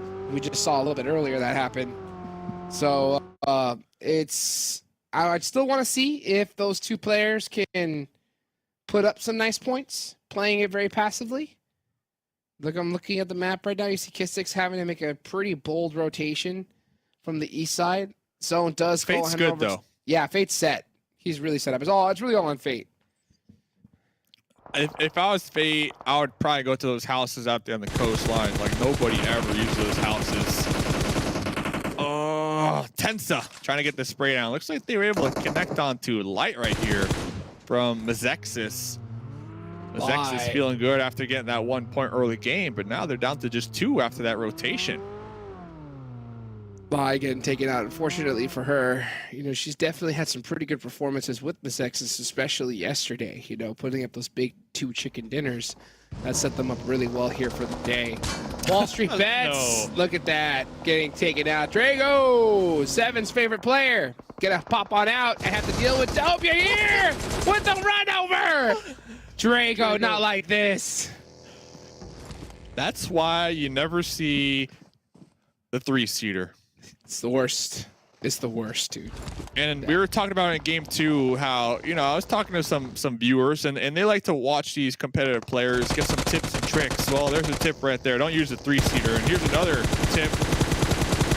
Evasive maneuvers. Make sure you hit your shots. Make sure you hit your shots. Evasive maneuvers.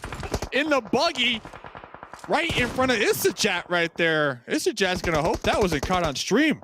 Do a barrel roll. Nesquik with the evasive action. How? Working out, I mean, the lefts, the rights, dude, you know? Not going in a straight line. Working out for Nesquik, and he's just running to his teammates saying, help me! I'm getting full set! Please! And, the angles. The angles. Extended his life for a little while longer, though, so that felt good. They weren't going to let this one go. They can't. Not after that. They knew exactly where they were. So there's Does that make up for it? No. If anything, Nesquik should have got the point. You still missed those, bro. Sorry. Sorry. Nothing makes up for that.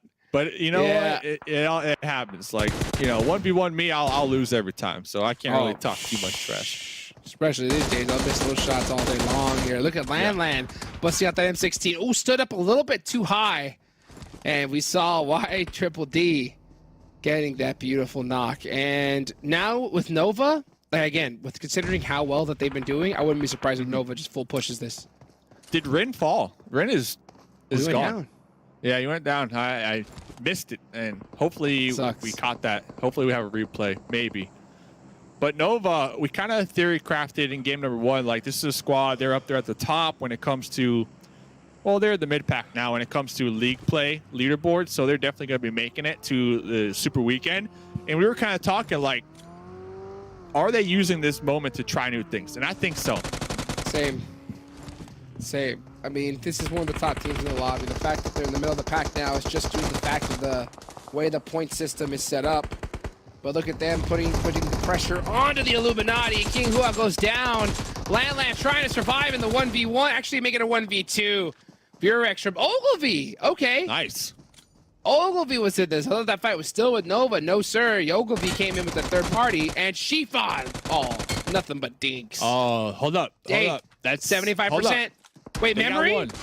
No, Fate. Did Fate pan memory? I saw it in the kill feed. You didn't see I hope the spectator. I saw it. Fate, bot Fate, panned memory. I saw it in the kill feed. Oh, I think so. Fate, Fate the last going one nowhere. alive on the 4-corner strategy right now. 14th position is 0 points. Their buggy, I think a tire might have got popped. Ogilvy keeping them pinned down. But Fate does have a crate right on top of them.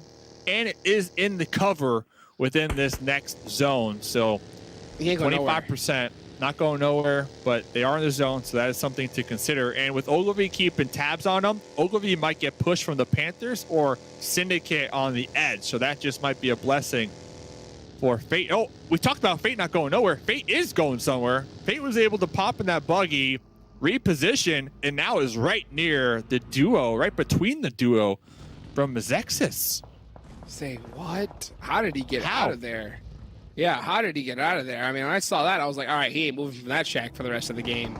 But somehow was able to get to that vehicle. Maybe caught, you know, middle of a third party as an opportunity to open it up a little bit. Maybe Ogilvy was too focused on Syndicate. Not too sure. Maybe we get a replay, maybe not. BTOWN. Peaceful catching Bayo while climbing Potato Hill. Wonder if BTOWN's going to get a little bit extra aggressive. WallStreetBets is right down the way. They can definitely come into third party. Spec with that off angle, putting in a ton of work. But is it enough? Chat will get caught out by Spec. And look how well Ghost just uses each other on these opposite angles. Put in so much work, and then there's Tensa with a two-piece. Here they go. To be fair, it was only the duo right here from BTOWN up on top of Ghost, because Grave and both Drake were trying to catch some wide off angles. Ghost not happy that they lost their IGL to BTOWN, and BTOWN getting punished for it. Now it's up to Drake. Big Draco driving right past WallStreetBets. Not going to be pulling up to that house. Trying to hit those evasive maneuvers like we saw earlier on from Nesquik. Trying to take a page from their book, and Drake is somehow able to get within the center here. Hopefully they're not going to be spotted from 24K from Mezexis, because they're also right on top of each other. Yeah, it looks like he does survive for a little bit longer. Next circle about to pop. BTOWN Drake going to be in a good position, central. But he is a solo. So he's going to have to extend the play a little bit longer. Looking at the bottom right, the bottom left of the map, 19E and Syndicate are going at it. And the circle does center up. So it's going to be pretty close to Quarry. There's not a lot of coverage in this area. There's still a little bit of hills, divots, and then, of course, that major complex still into play that's wide open. You see Nova sending it with all the players they have left. Most likely heading a little bit off center. And that's exactly what they're going to do. And now that we're getting a nice little glimpse of the minimap as well, teams to really focus on, I know besides Bop and their solo out there, but the Panthers and Lazarus, those two squads are not in top 16 as of right now. And they're hovering around 22 and 21 points. So the Panthers are down there towards the south. I think Frady doing some scouting. It might have been tagged up a little bit from Syndicate. And then meanwhile, on the opposite end of the southern part of the zone, Lazarus all the way up there towards that north, trying to play the nice, steady, slow game, keep all four alive. And I believe they scouted the chopsticks over here. They recognized, okay, there's some squads over there, because they were heading towards the chopsticks and then immediately busted a right to avoid it at all costs. Syndicate getting beat up here from downtown. Right now, all my eyes are on Yo. They're on WallStreetBets. They're on Lazarus. On these teams trying to put up these points. Has to be on the Panthers too. Yeah, the Panthers. The Panthers is a big one, especially considering how well they've performed. Nice nades coming out from Legal. That's a great way. The Panthers have to win this fight, and the utility use is opening the door for them. Brady's going to send it on in, apply more pressure. Rad just shimmying back and forth, eating so many nades. And into the thick of it, Brady goes with the pre-fire. Rad not going to get it done. Panthers picking up some much-needed points. Big game for them. Ooh, push. Yeah, that's beautiful. Beautiful down there towards the south. And over here, another push on the edge. 19E pulling up into the house. Glaze on the outskirts, right behind the wall. I don't think 19E are aware that Glaze is right there. Glaze trying to get these grenades to the window. And Natsuo on the juicy here from downtown. And there's Glass, but on the roof is Leon, able to help out his team. And yeah, not so way too far away to possibly help his teammate. So 19E is going to be able to get the res on to Juicy, pick him back up and get ready for the rest of the game. So far, only 1 kill for them. Panthers and Ghost. Panthers, Ghost, and Ogilvy tied with 4 kills apiece. They are leading the lobby in kills so far. BTOWN right behind them with 3. But right now, you look at the stars of the teams that need it. The Panthers with 4 is huge. Yo, currently got the goose egg, though. Lazarus. Lazarus still alive, too. All the major teams that are in this lobby are still up. Yo is down spring as a 3-man. It's going to get close. It's going to get real close. I can feel the stress. I can feel the stress, you know, boiling up here as Yo, Lazarus, the Panthers, they need to perform. Like, there's no other option. If they don't perform, that's them missing a super weekend. And look at the next circle. Looks like the Panthers will get favored down there towards the south. And with Legal's position, I think Legal kind of staying in that back line, trying to make sure they can't get backstabbed. But now with this new circle, going to be looking to regroup just a little bit. We'll need to be very cautious of Pan from Pro Era and Natsuo. We're both pushing into the area down here towards the south. Guarantee you if the Panthers have a top 3 finish, that is just going to crank the vice on Lazarus, Yo, and so many other teams. Oh, here they go. I think they share. I think they share. You think they're going to fight? No, I think they hold this, especially with the zone shift right here. I think both of the squads just say, hey, you know what? Let's just play it, play together a little bit, hang out, and try to get the best placement that we possibly can. The last member, the 4-corner strat. Not 0 points. Guess what? 3 points. So it worked. Did it though? 3 points equals more than 0 points. So I think so. That's a fact. That is a fact. But could they have gotten more if they played together as a squad? That's the question. Hugh! Barely avoiding those vehicles there. Ghost Gaming full sending it on in. Nothing to lose. Trying to find the best spot in the game. They're going to pull up right onto Yo. So, I mean, hey, sharing? Looks like they ain't going to be able to share for too long. Spray catching one of the members off kill. The switch, gun switch, and Spray getting it done so well. Spec had a nice drop shot there, but pieced up really quick. Spray, gonna have to do it against HH24. Goes to confirm the kill first. So surprised that he actually went for the finish. No, done. HH24. Lazarus still trying to pull up. Yeah, third-party opportunity. This is the time to do it. Here come the nades. Pinching them from both angles of the warehouse, starting it out with some grenades. Fears in the front lines with the drop shot. I think you connected on a Tensa. HH24 trying to evacuate the area, spotted in the process. And that was nice. Lazarus using timing to their advantage there to try to make sure not only capitalize on that position, but also those much needed points. So with Yo getting taken out right there, well, they're sitting out next game. So it's going to be awfully close. No, they're playing next game. They're playing next game. Oh, goodness. Yeah, they're playing next game, but they only got 2 points here with Lazarus using their fight initiation to be able to take advantage of it and clean up those kills. That is super unfortunate for Yo. Things are going to get really close here, especially the fact that the Panthers are still alive for now. They are pretty beat up. Actually not. They're actually pretty well set up until this next zone shifted. Yeah, this next zone shifting onto Dope. It's going to make things a little bit more difficult, but you know the Panthers live for playing that edge of circle. Yeah, they're not stressing right now.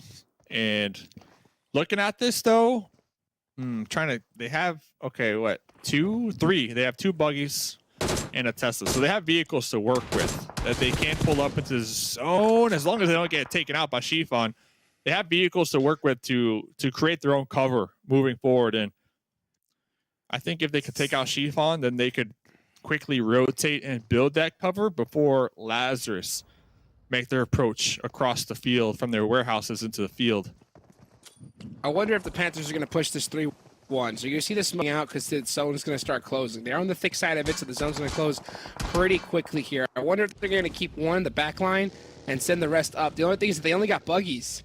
So it looks like Moso is going to send it little by little from smoke to smoke. Doing a little bit of the okey doke, and he's going to send they're it. testing their luck. Yeah, that is so sketchy. But here they go, They got sending 4 all cars. their vehicles. How many cars did they have? 2 Teslas blown up, but they use all their vehicles to be able to set up a beautiful kind of car wall, and the Panthers are now dead center. All Great separated rotation. too. Yeah, all separated too. So if they can blow those up, use it for hard cover, they don't need to worry about somebody else blowing it up. As Chiffon trying to get these grenades, trying to open up this fight with Dope Esports. Chiffon giving him the eviction notice, as you would put it right there, in his fields. Still just putting up a battle right here. 3 teams to go.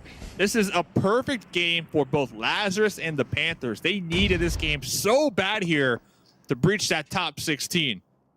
And not to mention, I mean, they've got at least a top 3 finish, 10 placements alone, dude. This leader overall is gonna look scary for the last match.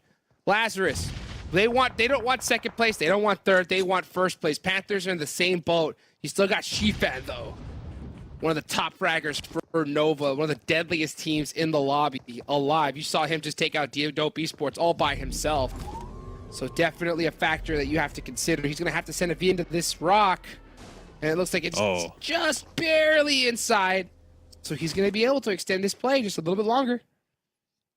Perfect. Perfect. Chiffon might be able to get a second place, maybe, if all eyes aren't on them. It really depends if Fears and Moso get into it. If they do get into it, I wouldn't be surprised if the Panthers try to focus on taking out Lazarus, who are really close to him here. And some of the players from the Panthers did not blow up their vehicles like we've seen in the past to create the hard cover. They still have them. They're still healthy. They are still gassed up and ready to go. So the Panthers, they might pull in the classic play of having one of their squad mates in that vehicle, trying to run over some players here towards that late game that we've been seeing. That's going to be tough, especially at least for this circle, because it's still so wide open. Next zone is going to look like it's going to favor the Panthers quite a little bit. So that car strat could definitely come into play, but it's difficult to run people over when you got so many of those hay bales. That's going to be the tough part. Chiffon realizes he's out of this next zone. He's got to throw some smokes, make a little bit of a smoke wall in, crawl his way in. But, I mean, still, if he's able to time it just right and he sees an engagement from both the Panthers and Lazarus happen, never know what can happen. What are your thoughts on how separated Lazarus are right now? I feel like if one of them get knocked, that's it. Like, you're dead. It's good on the grounds that you don't have to worry about utility getting thrown and totally messing you up. But at the same time, if you're right. If you get knocked, there's no way up. So I would like them to play a little bit together for now, especially considering all 4. When you have all 4 up, you want to play extra aggressive. Just bully teams. Pre-fire like crazy. Make a ton of noise and just force, you know, that full squad onto everybody. Instead, opting to play it a little bit more quiet, a little bit more tactical. Will it play off, though? Chiffon just walked into that shack and just re-upped on smokes and meds right now. Chiffon is just not dying here. Refusing to do illegal, putting on some shots from the Panthers. You can see how the Panthers are basically standing straight up. This is what I want to see from a team that still has all 4 up. You never know with the sneakiness of Lazarus. Honestly, I think the reason why Lazarus are playing 4 split is because they just need points. They don't want to go out early. Like, they want to try and get first place. And I think that's why they're playing it a little extra passive, just due to the position they are in on the leaderboards. And look at where they're looking. All Lazarus are looking right on top of Chiffon. Like, they're all concentrated on this one location here. At least that's what I saw just a moment ago. Obviously, they might be looking in other directions now, but you got Telly and Joey both concentrating down there because they know there's an enemy there. Yeah, he's still alive, still making some noise. Crazy. You got a whole other squad next to you. Instead, you're going to use look at this. So look real quick. G3 is hopping in the vehicle to get some more angles. Actually, getting one, going to get some more. Fears is in big trouble, and I don't think they're going to be able to get the res off on him. Meanwhile, Chiffon is just continuing to crawl ever so closer to the Panthers. I feel like Chiffon really going to play spoiler over here for the Panthers as Fear is trying to crawl towards Frady to get that intel on point here. As Now the Panthers feeling a little more confident, standing up a little higher, like you mentioned. Legal also pulling out that strategy, popping in the car, getting that camera angle, trying to scout out these fields. Yeah, and the third person, if you're able to pop at the vehicle, it'll give you a little bit, some more angles. Brady or Jay, does he spot out Shifan? He's right next to each other. I think he has to know he's behind the buggy. Does he see the movement now? I think he does. Caught him.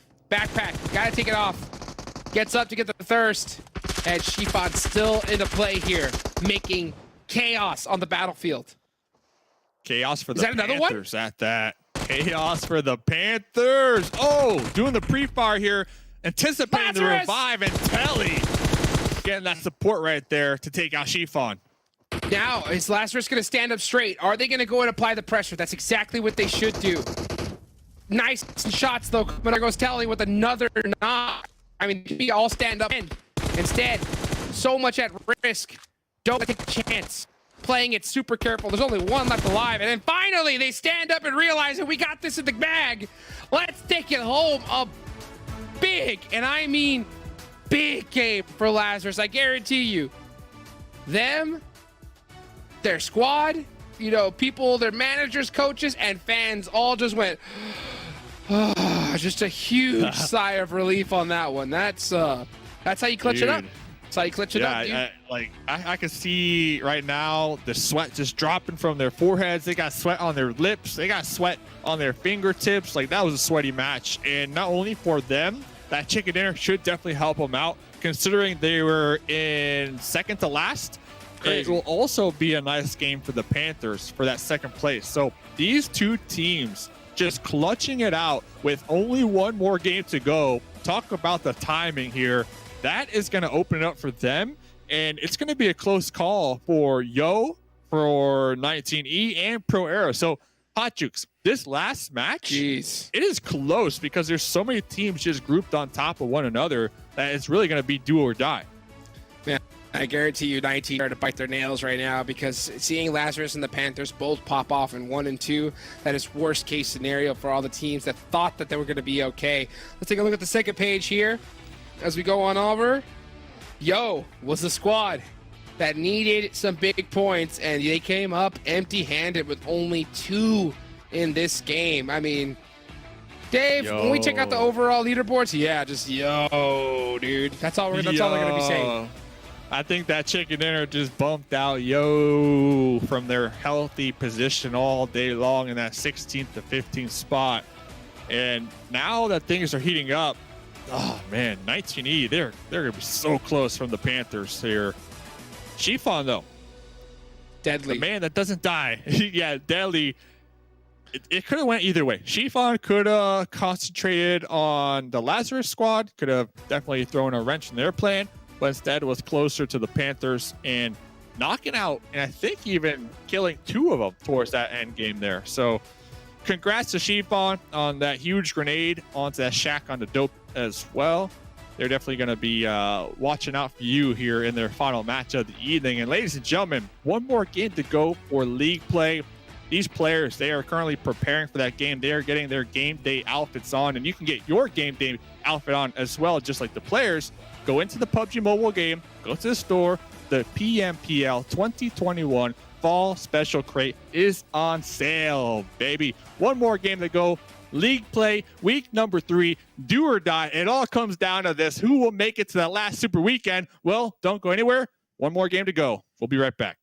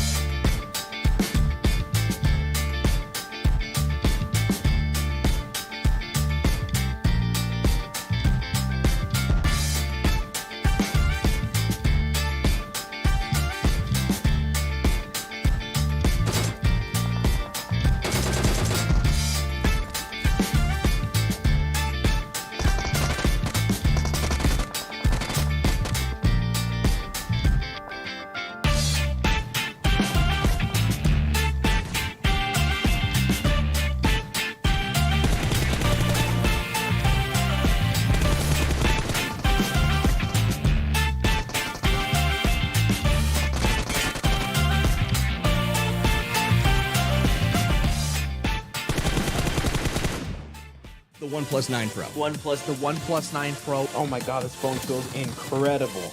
The best processor, 120 hertz, 12 gigs of RAM, and a Hasselblad camera. What more could you want? The hyper touch on this bad boy is phenomenal.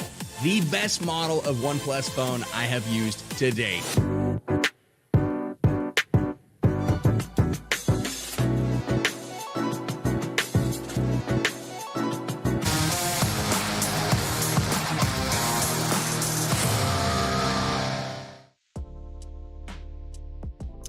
Welcome back to the PMPL, reminding you that OnePlus is your best bet to climb the leaderboards. With high performance and fantastic technology, 120 hertz display rate, and hyper touch made specifically for gamers, OnePlus 9 and the 9 Pro are your best bet for climbing the leaderboards and finding yourself up on top and finding yourself with a chicken dinner. Welcome back, friends. It's F. joined here by the 7 Worlds Gaming and, of course, Glitter Explosion to one more time break down the business. Before we get to the nitty-gritty, though, first, I want to introduce you to our friends Lazarus. Let's go into a deep dive and get to know him better.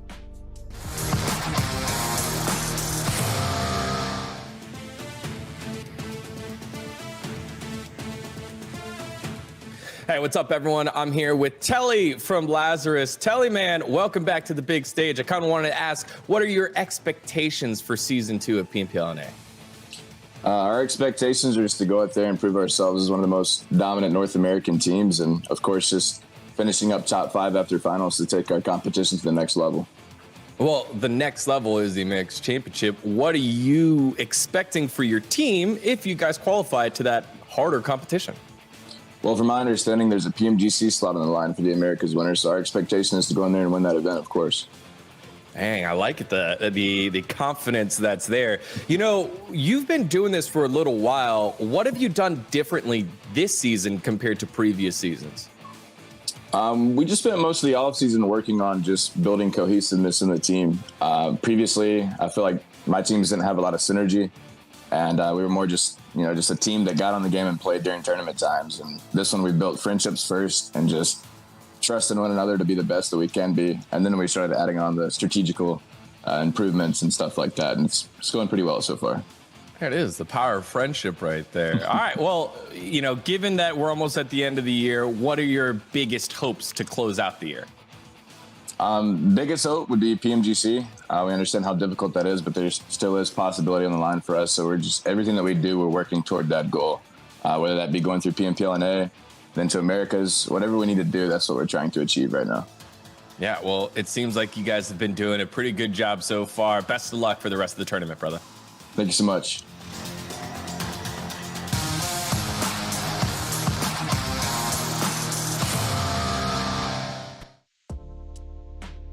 And we are running back to the gameplay. 7 and I, very excited. Glitter, not so much, but that's okay, because 7 and I are going to run through the Lazarus player stats.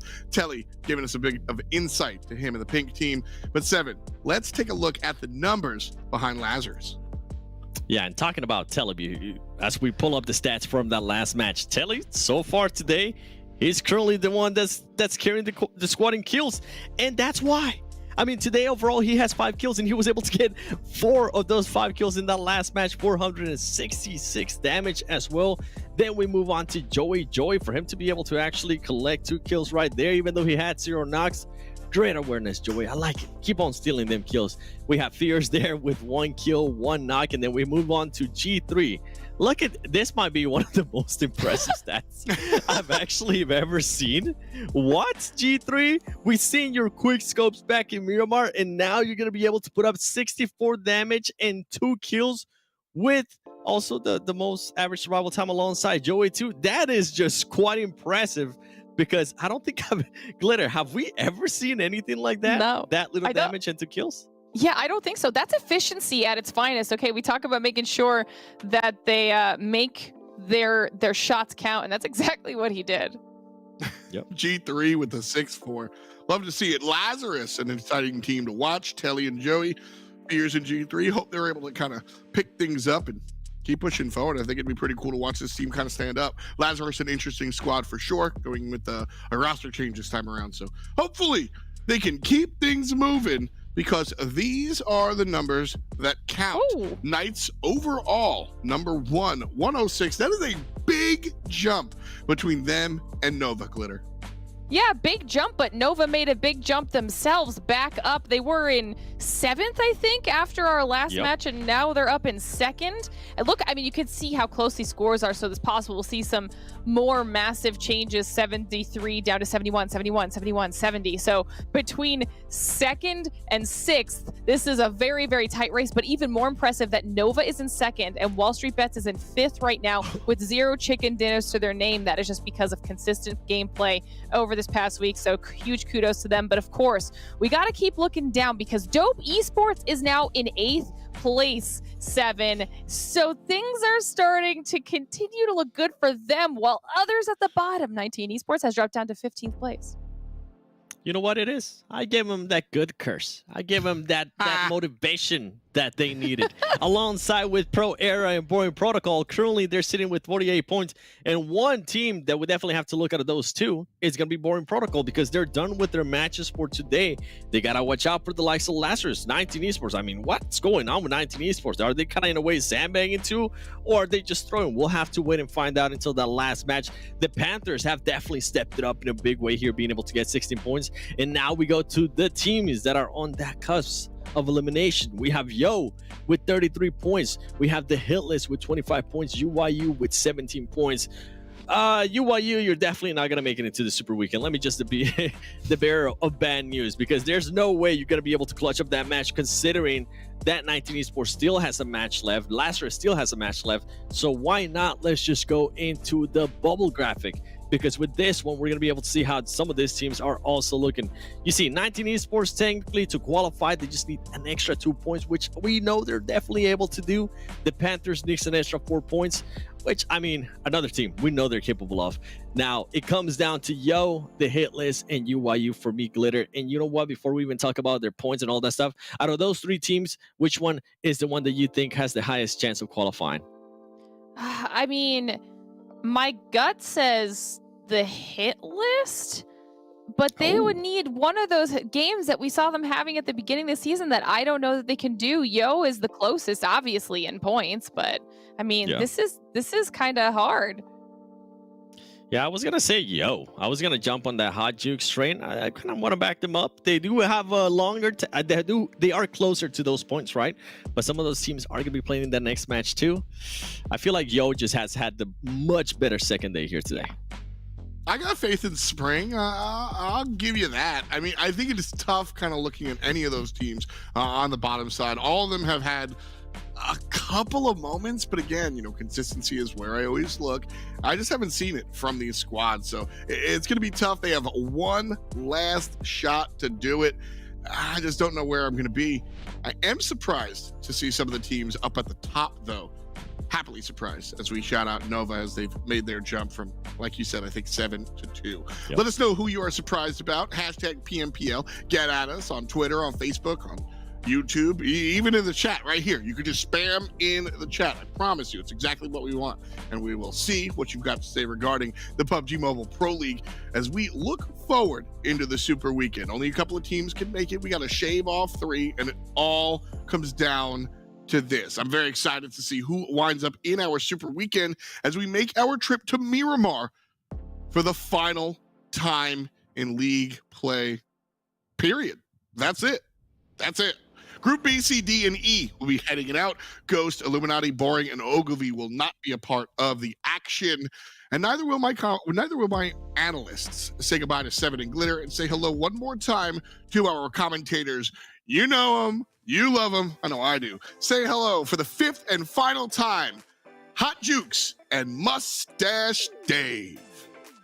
Here we go, everybody. It all comes down to this. And I gotta say just one thing, and that is, yo, dude. Yo, I'm gonna be straight up, Dave, and I want to know your thoughts as before we get into this match.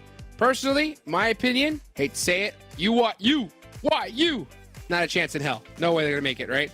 Hitlist, in my opinion, not a chance. They ain't gonna do it, right? Just because they need a chicken dinner and kills, and it's the last game. it's going to be chaos, right? Yo got a shot, Dave. But everything has to go right. Okay, so let's see. The hit list, I think, are 16 points behind 16th place, the Panthers. UIU are 24 points behind the Panthers in that 16th spot. So, see ya. Yeah, UIU chicken dinner times 2 possibly. But the hit list, Hot Jukes, 16 points. That's a chicken dinner. And that's to say that the Panthers, Yo, and 19 Esports don't perform well this match either. So there's going to be a lot riding on the line. I think also for 19 Esports, I know they're in 15th position, but they could easily lose that. If Yo, Panthers, and Hitlist, all 3 of those teams survive longer than them, pop off, get a couple kills, like 19E, they're cutting it so close here right now. Too close for comfort. Too close. And my question is, Dave, is a team going to gatekeep them? Is one of the top squads going to take out 19 Esports? Honestly, it's not a bad idea. We saw Acer be able to get almost a 1v4 by himself. We know the potential that this team has. If you have the chance to take them out now and not have to deal with them in a super weekend, that's honestly a strategy that I definitely think is going to be in the back of minds of some of these players. Are they going to execute it, though? That is my question. So 19 Esports left the door wide open for teams to do so. Is it going to happen, though? Is it going to happen? This is the last game, everybody. The last game of league play, period. And every time, Dave, we've done a ton of these, right? Every time we see the last game of a league play, it's always just nonsense, right? We see tons of teams just go out early. And I have a big feeling it's going to be the exact same thing. Look how many squads are in Los Leones, huh? A bunch. I count at least 3. And Hot Drops, Syndicate, UIU. So Syndicate living up to what they told me here earlier on, that they want to take Impala back from UIU. And this to me is just kicking them while they're already down in the dumps here, because they needed 24 points to tie the Panthers in that 16th position. Now, if UIU can win this gunfight, keep all 4 alive, and continue to just be that wrecking ball force here in this last match, then maybe they could do it. Just maybe. It's crazy enough to work. Maybe. But it all comes down to them walking on out of Impala alive right now. Salt able to find the shins of that member from Syndicate, and he's going to go down early. It's already down 2. Oh, Jag. Busted out the Winnie, Dave. Oh, taps him. That's my favorite gun. He hits those. Dude, honestly, UIU just need a full send every fight. Not even kidding. It's so risky, but they have no choice. Like, they can't win with just a chicken dinner. They need the chicken dinner and kills. Yeah. And a lot of them, you know? So they might be doing that. We see some smokes. Well, these smokes indicate that they're looking to push across the road here. And Jack keeping Brain pinned down in that guard tower up top. But Nemesis getting caught off guard. Salt. No, Salt. Okay, Salt being able to get inside the house to pick up onto Nemesis. Very critical here. And Jag really low in the back line. Jag can't get knocked. He's still got that Winchester, and he's getting them angles. Ason's going to throw that grenade. Doesn't look like you may hit the mark. He almost got hit by that Winchester, though, from Jag. Jag pulling out that little pre-fire. You know, I think he wishes that he had a different gun, but that's all he's got. He's got to make it work. And the thing is that every so they single know exactly second, where they are. Yeah. Every second that they extend this fight, though, things are going to get worse and worse and worse for UIU. So they have to commit. They have to. As hard as it is, as bad as the play, have no choice. It's the only option. Looks like they're trying to push Brain up here on the bell tower now. Brain recognizing that going to be going to the first story, popping into the actual church. Oh, what? The cactus! They knew Ason was there, though. They knew Ason was there. The cactus is too strong, though. The cactus saving Nemesis's life. So Ason on this off angle is huge, and it's definitely putting a little wrench into the cog of UIU. But UIU, like, they're in just a treacherous position. Like, they have, I'm telling you, it's impossible. Like, I don't think they have a chance of making it into the super weekend. I'd love to be proved wrong, though, because if it does happen, then it's literally a miracle. Well, now it's just a cat and mouse game because Brain was able to pop on out of the church and now is behind that broken wall. UYU, they're just spending a ton of time, and at this point, they just have no clue where Brain might be lurking. So it's like they need to be on the P's and Q's.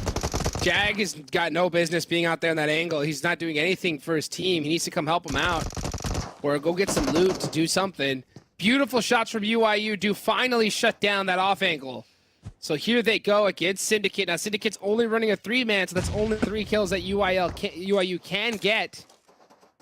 And they're gonna full send it on into Ason, and it should be a matter of time. I want to see the second they get this kill into Ason, just instantly in vehicles and hunting people down. And they get it. Nice and early. Okay. 4 alive, 3 kills. Not now bad. they need to quickly get the loot, boost up, get in some vehicles, and honestly go on the hunt. That's all they can do. Not only go on the hunt, but also like get a second place or even a first place, best case scenario. Has to be a first place, pretty much. Has to be a first place. With I think a good so, too. chunk of kills. Yeah. If you're UYU. So UYU gonna have to pull out something. They have to literally pull a rabbit out the hat. And that's those 3 kills, Dave, that's like putting the hand into the hat. You know what I'm saying? I know exactly what you're saying. Yeah, so the hand's in the hat and it's searching, you know, but They're feeling around. They're feeling around. They're in the feeling hat. around. They're, Yeah. They're trying to see what's in the hat. Everybody wants to know this? what's in the hat. Hopefully they pull it out and there's a chicken, of course. Hopefully, best case scenario. Popping on over here with 19E. They're about 10 points ahead of Yo in 17th position. So 19E really close to Nova. Best case scenario for Yo is Nova recognize where 19E is. Nova, nothing to lose. Just full on send it and take out 19E. Worst case, 19E gets wiped out right here, right now, because that'll be 0 points, and that's going to open it up for Yo and the Hitlist. goodness. 19E, their only strategy right now is just staying alive. That's it. Just extending their life. And you see, they didn't go for the 4-point strat. They said, we're going to stay all together and just try to make the plays with our gun skill. I think that's definitely the right play for them. 19E is right by Hacienda del Patron, holding it down. Not a lot of fights going on. Right now, dude, my eyes are only on the teams that have a chance of making it in or on the cusp of getting eliminated, right? That's UYU. It's 19E. That is Lazarus had a great game there. They're pretty set, right? So Lazarus Yo's pretty gonna be a big set. one. Yeah. It goes 19E, Panthers, Yo, Hitlist, UYU. That's pretty much That's it right here. Those teams at the bottom. Lazarus, that chicken dinner, I think, should seal their deal unless something crazy happens this game. But as of right now, it seems things are pretty calm. Nothing too crazy happening. So Lazarus should, if they could just play a little safe, not get taken out early, they should be good. They're all the way out there on the edge in the west, and nobody's near. So that's like best case scenario right now. Just to like attest to that, I just looked at the player chat and Lazarus Joey. He put in there, good luck 19E. Right? May the force be with you. Yeah, so Joey's confident, right? Lazarus knows, like, after that game, we're good. Now it's just like 19E, good luck. Because you have to make something happen here in the last game. Now, I'm surprised. I'm actually seeing this last game play a lot slower than I thought. You know, so that's definitely interesting. It looks like teams are just adamant about putting up that good performance no matter what the situation is. And that's what I like to see. The Hitlist all the way up there towards the north by themselves. They're looking for a big come up. Lazarus just trying to stay up here, trying to remain solid placement points. The Panthers just hit that 16th mark. They are about 8 points ahead of Yo. 8 points, you know, doesn't sound like a lot, but at the same time, it kind of is at this point in the stage. And especially with the majority of the squads in the East, the Panthers slow and steady edge play, it's paying off big time right here. I mean, with this zone, it's only them and Lazarus on the west side. Oh, that'd be a fight I'd love to see, to be honest. That would be so huge to see both of those squads just go at it. And I guarantee you, if Lazarus happened to get a knock on the Panthers, they're full setting the Panthers. Like, if they get a knock and finish and realize it's the Panthers, they're full setting it. Because they have to eliminate them. They have to. They don't want Lazarus to or the Panthers to have the same performance that they do, because Lazarus has to do better. So it's gonna be an interesting fight to see. But like you mentioned, they're the only squads on the southwest side of this map, so they've got a ton of real estate to cover. And so far, while I look at the mini map, they're pretty well separated. It doesn't look like they're anywhere near their vicinity. So gonna extend the play just a little bit longer, play it safe, and honestly, can't blame them. I'm a little disappointed we didn't see the Knights just straight up take the fight all day long with XSET. I really thought the Knights Coops was going to be gunning for that #1 spot against Polo. And it looks like XSET going to be in Monte Nuevo right there in the dead center, while the Knights playing the edge. So the Knights, their current position, not too bad from WallStreetBets. WallStreetBets pretty safe, pretty secure, but really bad for UIU, who are in Los Leones, most likely going to be rotating through this area. Definitely. UIU are going to have a very difficult rotation into this next circle, and it's always these El Pozo circle finishes have filled with just tons of mountains, ranges. And speaking of mountains, yeah, look at this. Yo, Spring, doing what he likes the best, man. This guy is a Billy Goat, loves to be up on the high ground, and he is way up there just trying to get some sight lines for his squad. Does get a spot. The Hitlist. Oh no, they're running right into their demise. Rin, of course, it's fine. Vehicle explosion and another one. The Hitlist. This might have just sealed the deal. A solo. Put him in a coffin. Oh, send it up the. Oh, I'm about to say, just do the jump. Why not? It's over. Rin had the hammer and the nail. You mentioned the coffin. That was it. That was it, Hot Jukes. For the Hitlist. Yeah, that's it. They're done. They're done. That's So I can't believe we're not going to see the hit list in this next Super Weekend. I am so unbelievably shocked. I've said it multiple times. I feel like he's probably one of those players that is just extremely underrated, and to see him and his squad not make it to Super Weekend is just so shocking.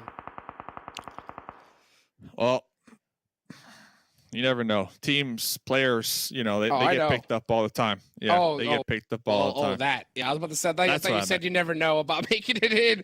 I was like, yeah, no, I know. There's no way they're making it into this Super Weekend. But you never know. Right. He might make it. Yeah, you never know. You might see him playing again in the future for sure. This is only the beginning for a lot of these players. And popping on over here to the Knights. This is a team that I was looking forward to just steamrolling, doing whatever they want here tonight. Ooh, Alucard with that quick U-turn right there. It's a chat not able to get that tracking down. Kind of surprising. You can see Xenox throwing a nade. This one takes one to the face, puts him down to half HP. This is then again another fight, that's just gonna eliminate kills from the teams that need them, because BTOWN and the Knights, they're already in hands down. They're just right now they're just showing off. Showing off their grenade skills. So I'm really curious just to kind of keep tabs. I know this is happening, so you keep me posted on that, but to keep tabs on teams fighting tooth and nail. Remember, they're all the way up there towards the north, and you know who else is up there? Nova. Nova just took out pretty much the hit list, sealed the deal with them. So if Nova run into Yo as well, Nova might just eliminate 2 squads here in this game alone from making it to Super Weekend number 3. Be crazy to see just Nova out of all the squads just eliminating teams that need it. I mean, at the end of the day, it's their performance that pretty much put these teams in the position they're in the first place. So we're continuing to watch this fight. Again, personally, I would love if the camera's just nothing but on the teams that are trying to get on. Like, Nova is really, really close to them. The last member of the hit list is right next to Nova as well. Oh, man, they're both so far a zone. This is going to be a tough rotation for Yo. I got you covered, Jukes. Don't worry. I got you back, man. I got you covered, bruh. Yo, 8 points behind the Panthers. And the Panthers, 16th right now. They just broke that 16th spot. Still on the edge, just big chilling. Nobody near them. They got some high ground. They got those mountain tops. They are just relaxing, just loving these zones here in this game. Perfect scenario for them. I mean, all they want to do is put up some good consistent points to avoid getting passed up. Yeah, nice nade there from Peaceful. Drake on fire. Oh, Drake's on fire. And they're going to get, and they're off. Here comes BTOWN after that knock. Full sending it on in against Chico. Actually, just a lot of hesitation, doing a great job. Chico is of holding down the push. Coops, gets a heal off, but he is eating a ton of mollies from XSET. And he is burned, baby, burned. Chico holding the hard angle. Went for the revive. Not sure how that worked out. And the Knights getting punished. BTOWN, gotta be feeling good. So one important thing about this fight to mention is that 19E are third partying, trying to get some points underneath their belt. So that is, one important aspect right there. I don't know if they were able to do so. I don't know if they were able to get any confirms, but at least they were attempting to. Okay, so they understand the stress of the situation, and 19E, third party, that is just their bread and butter. Huge. Here they are, pulling up right now. They need these points. Theirs is so big. They don't realize just how hurt BTOWN is and how they haven't been able to get any reses. So love to see 19E pressing the issue, putting up the points that they desperately need to make it into this next Super Weekend. And here they go with all the 4. It looks like they're going to get some reses up. Sam on this angle. They're coming in close really quickly, but there's a lot of trades going back and forth. But there's the elimination. And 19E sweeping up. BTOWN taking 3 points and a full squad up. That's huge. Yeah, good stuff. Good stuff from them to try to create a better cushion between them and the Panthers and Yo, honestly. And wow, okay. Lazarus, the Panthers. This is a big fight. Huge fight. These are 2 teams desperately not trying to get eliminated, and Fears goes down along with Telly. The Panthers only with 3 up. The suppressive fire from Legal on the opposite end, making things even more difficult to Lazarus. Possibly going out right now. Joey going for the reses. He's going to go ahead, get the res on one player up. Lazarus do have a little bit of a cushion. The Panthers, not so much. Gonna have to put some points up here. Molly. As they did allow the full reset. Panthers need to keep applying pressure. The Panthers definitely with more to lose in the situation, especially with Yo still alive here. The Panthers 41 points, 8 points ahead of Yo. They need to clutch just one out, and nice grenade right there. I think Telly, last one alive right now for the squad, on their feet. The Panthers, I would love to see a collapse here. They're going to be tossing out a Molly, try to connect on to Telly, but Telly, M249, definitely prepared. In this closet, the ricochet grenade off the door.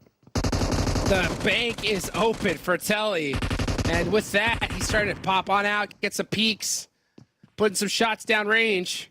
Is he going to go for the res now? Okay, he did secure that entire church, so now he has the opportunity to go for this res, which is huge for Lazarus. I don't know. Chilling? Dude, the hesitation in this fight from the Panthers is just killing me. The reset right now from Lazarus. Lazarus even able to get some heals up. Oh, Lazarus are just too much to deal with right now. I'm so shocked that seeing how aggressive the Panthers are normally, how difficult they are, how much of a tough time they're having trying to take out Lazarus.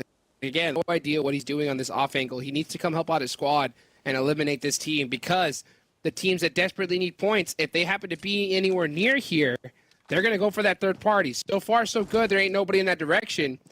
But you got Nova, slowly starting to spread their wings a little bit. You can see on the top of the map. If they come down the side, it's gonna get sweaty. One good thing, I guess, for the Panthers is that Nova are currently taking out one at a time Yo. And Yo is that team right on the trail of the Panthers. So even if the Panthers get taken out here, Yo also might get taken out around the same time period. So obviously you don't want it to come to that. On the positive side.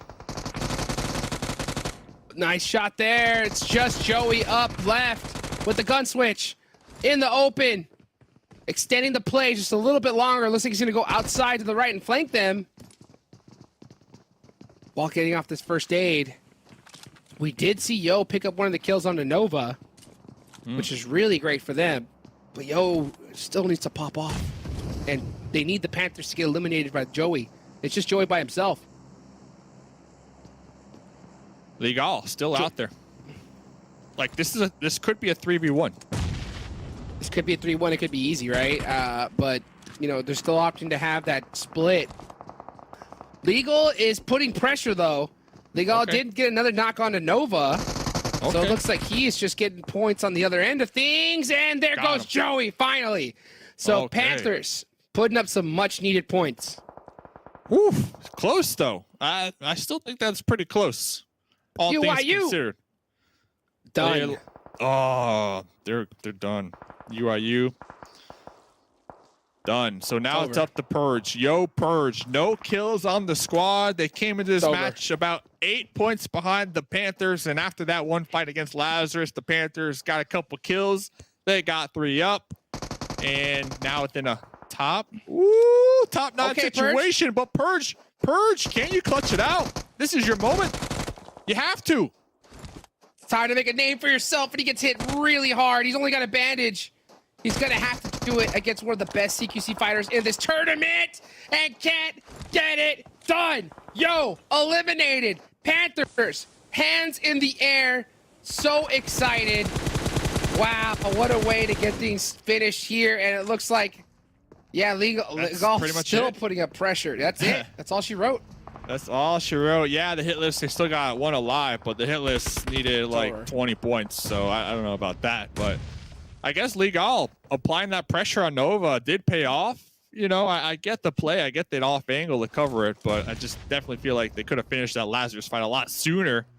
But at the end of the day, they're still alive, right? They are still alive, and everybody on the trail to take them out of that top 16, well, they're gone, Hot Jukes. It's all over, man. Put the nail in the coffin, dude. Yo, the team that I had predicted, you know, unfortunately not making it in. It's really tough to see. At the same time, after talking to them, you know, it's a product of just not putting in or have the opportunity to put in as much work as these other squads. Hopefully we see them, you know, bounce back later on in the future tournaments. 19E, this is a team, though, that has been putting in a lot of work. Right? They have all the resources to be able to be a top squad, yet put themselves in a position that was a little scary. But now they should feel pretty good, and at the same time still want to put in some more work just to make sure that, you know, numbers don't get a little sketchy for some reason. Yeah, especially to continue to build the team synergy with their flex of Juicy. Juicy playing here on League Play, getting swapped out here and there for Carnage. So if you could have that 5th player able to come onto the team, onto the battleground and just instantly click, that's just going to set them up for an even brighter future, you know, moving ahead. Leon not able to connect there, and I totally agree. 19E is just one of those teams where I see they have so much potential. Just little hesitations here and there is the only thing that's stopping them. Nova finally eliminated. Nova having just a phenomenal performance lately. They started off a little bit rough in this tournament, but as these past couple of weeks, they have just soared and really shown how they can adapt to this lobby, and they have done it so well. And just talking about teams we're watching right now, Dope, talking about just big improvements. Dope Esports definitely showing up this week. Oh, let's see if they can win this fight with 19E. The trades right there from Sam. Sam knows exactly where Nesquik is, but Nesquik proning right there. Regardless, though, Dope, they got a win on that last Miramar game, 24 points. They definitely showed up here. Top 5 multiple times the last 2 days. Between Dope Esports and WallStreetBets, those 2 teams, in my opinion, Hot Jukes, at least when we look at teams who missed a super weekend, they just leaps and bounds when we look at how much they've improved since we first saw them here. Like a whole other team, like a whole different team. It's crazy to see just how well teams adapt after just getting a few games, and it just makes you really think like, hey, why do we even have any slight doubts in the first place? And I love when squads put out performances that just shut up all the haters. You know, and 19E, a team that definitely, you know, has the pressure applied to them, putting up 6 kills and playing a consistent game here. I think it's a really good shining star for them. Close call from the Panthers, though, considering they needed 2 of their last game, the 2 last games to qualify. Like, that is cutting it close. And 10 kills, like, where has this team been? Like, yesterday and towards the beginning of today, like, where have they been? I'm glad they're showing up now. I'm glad they're going to qualify for the Super Weekend. And I think you nailed this earlier on. You said all it takes is that one good game to kind of get that confidence back, that wind in the sails flowing once again. I hope this is a game for the Panthers, because I don't want to see them make it to this third Super Weekend and just do nothing. You know, like, I want to see those Panthers that everybody started to kind of be fans of. Those Panthers that just roll up on a Ghost Gaming and take them out. Those Panthers that just don't fear anything. And this might be that match here, Hot Jukes. Square business, man. I mean, this is a team that I was just so shook to see them even in slightly the position that they were. But after this one, I don't think we should have any more performances like that from them. I mean, they have all the skills. They have what it takes. We've seen them be able to play against the best of the best. Saw Sam trying to get it done against Drago. Drago, Seven's favorite player. Finally going down. Juicy. Look at Juicy. Yeah. Okay, Juicy. 7 kills off the 19E. That's so Juicy's the first one right there. 19E, both teams definitely needing those points here this match to... Ooh, Mosa on fire. Caught that boy. Yeah, caught that bad boy right there. He ate it. Oh, Devotion's got the angle. Gets the thirst. WallStreetBets putting up skills. WallStreetBets has 10 kills? Everybody's popping off this game. Like, it's insane. Last match of the day, high kill game, down to just 2. 19E. The Panthers versus 19E, baby. 2v1. Wow. And it's so crazy that these are the teams on the line, right? These are two of the squads that, if they didn't perform well at this game, they could have been possibly passed up. And look at them go. Finishing 1-2 as it should be. Juicy running up an FPB. Getting in the 1v1, actually loses that fight. But it doesn't matter. His team is there to support him. And 19E, Joey said it, right? We saw, Joey said it in the chat. 19E, good luck. And it looks like it ended up working out. They get the chicken dinner and shut all the haters up that, hey, you know what?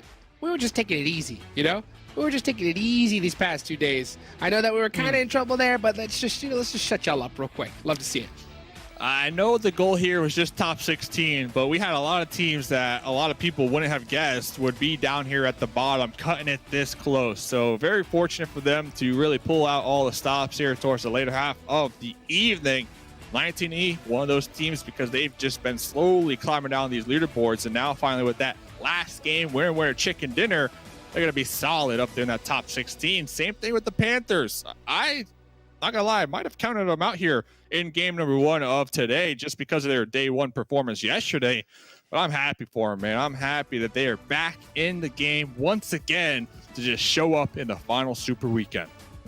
Likewise, I think if you saw 2 teams at the bottom that I really wanted to see make, had to be the Panthers and 19E. The Panthers especially, because it was way too close for comfort. But they showed up big today, and they secured themselves the the second place finish towards the end, which is really solid. So look at the top players. Legal! That off angle, bro. Well, we doubted it.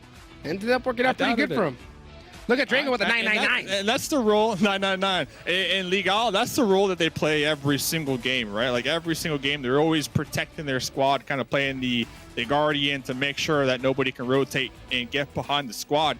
The thing is, though, I felt like we saw the downside of that strategy. I feel like you got to be a little more fluid, a little more flexible, because you had a 3v1. At one point, it could have been 3v1, but instead they opted to keep it a 2v1. Which it can cut it really close. You know, all it takes is another bullet to spray down. You lost 2 squad mates just like that, and then Legal is on their own doing that off angle. So, you know, I'd like to see that kind of tighten up moving into the Super Weekend. But Jukes, any final thoughts here? That's it, man. You know, look at the player chat. I'm seeing UIU just get memed on, dude. Those poor guys. Man. I'm looking forward to see how everything works out in this next Super Weekend. I think it's going to be a big one coming up here, especially it being the last one. A crazy day. I don't think it could have started off any crazier overall. But, man, I mean, what else can you say, dude? PMPL, baby. That's what this is all about. Well, we're going to send it to a quick break. Right after that, all right, Ellis, to wrap it up. Don't go anywhere.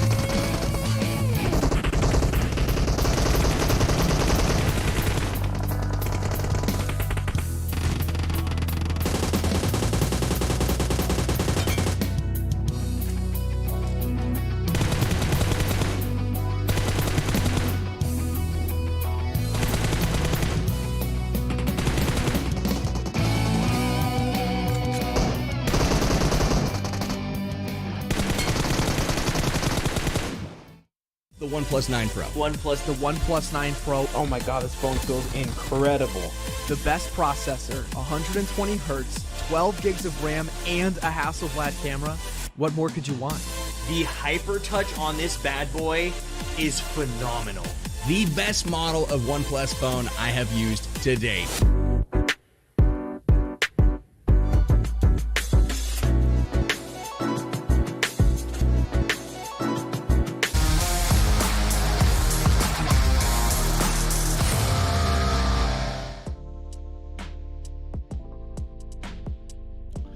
Ask and you shall receive. I've been asking for 19 to do the thing, and Carnage and the guys finally stood up. Welcome back to the PMPL desk as we break down game number 5. It's F.7 and Glitter Explosion for the final time, for the final week of league play.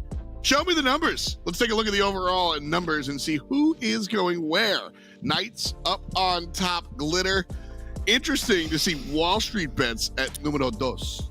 I mean, they had a phenomenal final of the day performance. I mean, we noted how close the scores were going into that last game, but WallStreetBets gets some solid points on the board and pulls home second place, which I'm not gonna lie, was not expecting. So huge shout out to them. XSET also getting some solid points on the board. They're in that final game and jumping just above Nova, who rounds out our top 4. But then Mezexis having a bounce back week in general, most definitely making their way into our third and final super weekend alongside the Illuminati, who was another team we were worried about, BTOWN, another team we were worried about, and then 19 Esports in the very last game. They finally step up to the plate, jump all the way up to 8th place and secure their spot as well. You can't see me right now, but I'm dancing salsa because 19 Esports definitely brought that heat on that last game. I mean, Acer with the 7 kills, 933, but let's talk about the... Oh my gosh. You see what I see? Oh, wow. Okay. All right. Let's start from the bottom. Lazarus, 47 points. That was a huge win. Boring Protocol being able to make it as well. And now let's move to the top. The Panthers with 64 points. Dope Esports LLC with 62 points. Ogilvy with 57 points. Glitter, tell me, which one's the big surprise here? I did not realize just how close it was going to be for Lazarus as we take a look here at the teams that did not make their way through to our third and final super weekend. I mean, I feel like everybody today, they stepped up when they needed to. They hung on just barely by the skin of their teeth. And then we've got Hitlist, and UYU being the squads who unfortunately did not qualify. A pretty decent point gap there as well, but it was close all day. Yeah. Up and down. It definitely was. I mean, up and down, it's a lot of surprises here on our ranking screen. UYU unable to really perform here. Also, think about it real quick. 19 Esports, if they don't get the chicken dinner, that puts them down to 53 points because you take 15 per chicken. Like, the amount of things that had to go just this way to see just this group of teams make it to this weekend is uncountable. But you can absolutely count on the MVP. Let's take a look. Drum roll, please. There it is. Yahir. Oh. Wow. Dope Esports. That is very cool. We never, ever really get to see a Dope Esports representative here, 7. Very, very cool to see these numbers.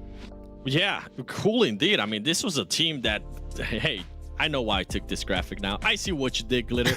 You wanted me to talk about Yair because he's in Dope Esports and I didn't have them qualifying to the super. I see how it is. I'm bringing the heat this super weekend, so make sure you tune in. But for him to be able to put up 1,700 damage with 10 kills, 20, I mean, he beast. Absolute beast mode, considering that Kalo was the 2nd place in that roster for Dope Esports. He was able to get 5 kills. And then when you go from there, all the other players were only able to get 1 kill. Luckily for them, they were able to put up damage, but just what a performance. And I think, honestly, a lot of the dope esports performance has to do there to Yair. Hopefully, they don't become a WallStreetBets from like week 1 and week 2, where they're just dependent on that one player, because if that one player doesn't show up, then the team's going to come crashing down. Hopefully, some of the other players like Carlos definitely able to step up and give him some of that support, get some of those kill points, because once we get to Super Weekend, it's going to be close. I mean, that's what you're ultimately looking for, is that reliable and dependable experience and performance. And hey, that's what the guys at OnePlus are able to do with flagship level performance, hyper-tuck technology, and 120 hertz refresh rate. This stuff is made just for gamers. And the OnePlus 9 and the 9 Pro are exactly what you need to get a leg up on the competition and find yourself on top of those leaderboards. When we look towards the teams that have been doing well in the PMPL, I'm looking for the teams that have been, again, ready, consistent in their performance. You've got to be able to string together these dubs. Let's take a look at some of the teams that have found their victories here for our end of the day winners, as we take a gander at who has stood up tall in league play. The weekend is looming on the horizon, and it's going to be a lot of fun to kind of see where all these teams lie. 16 teams battle it out Friday, Saturday, Sunday. I'll be there. Seven will be there, and Glitter will be there. I hope you guys are there as well. We'll catch you then. See you at Super Weekend.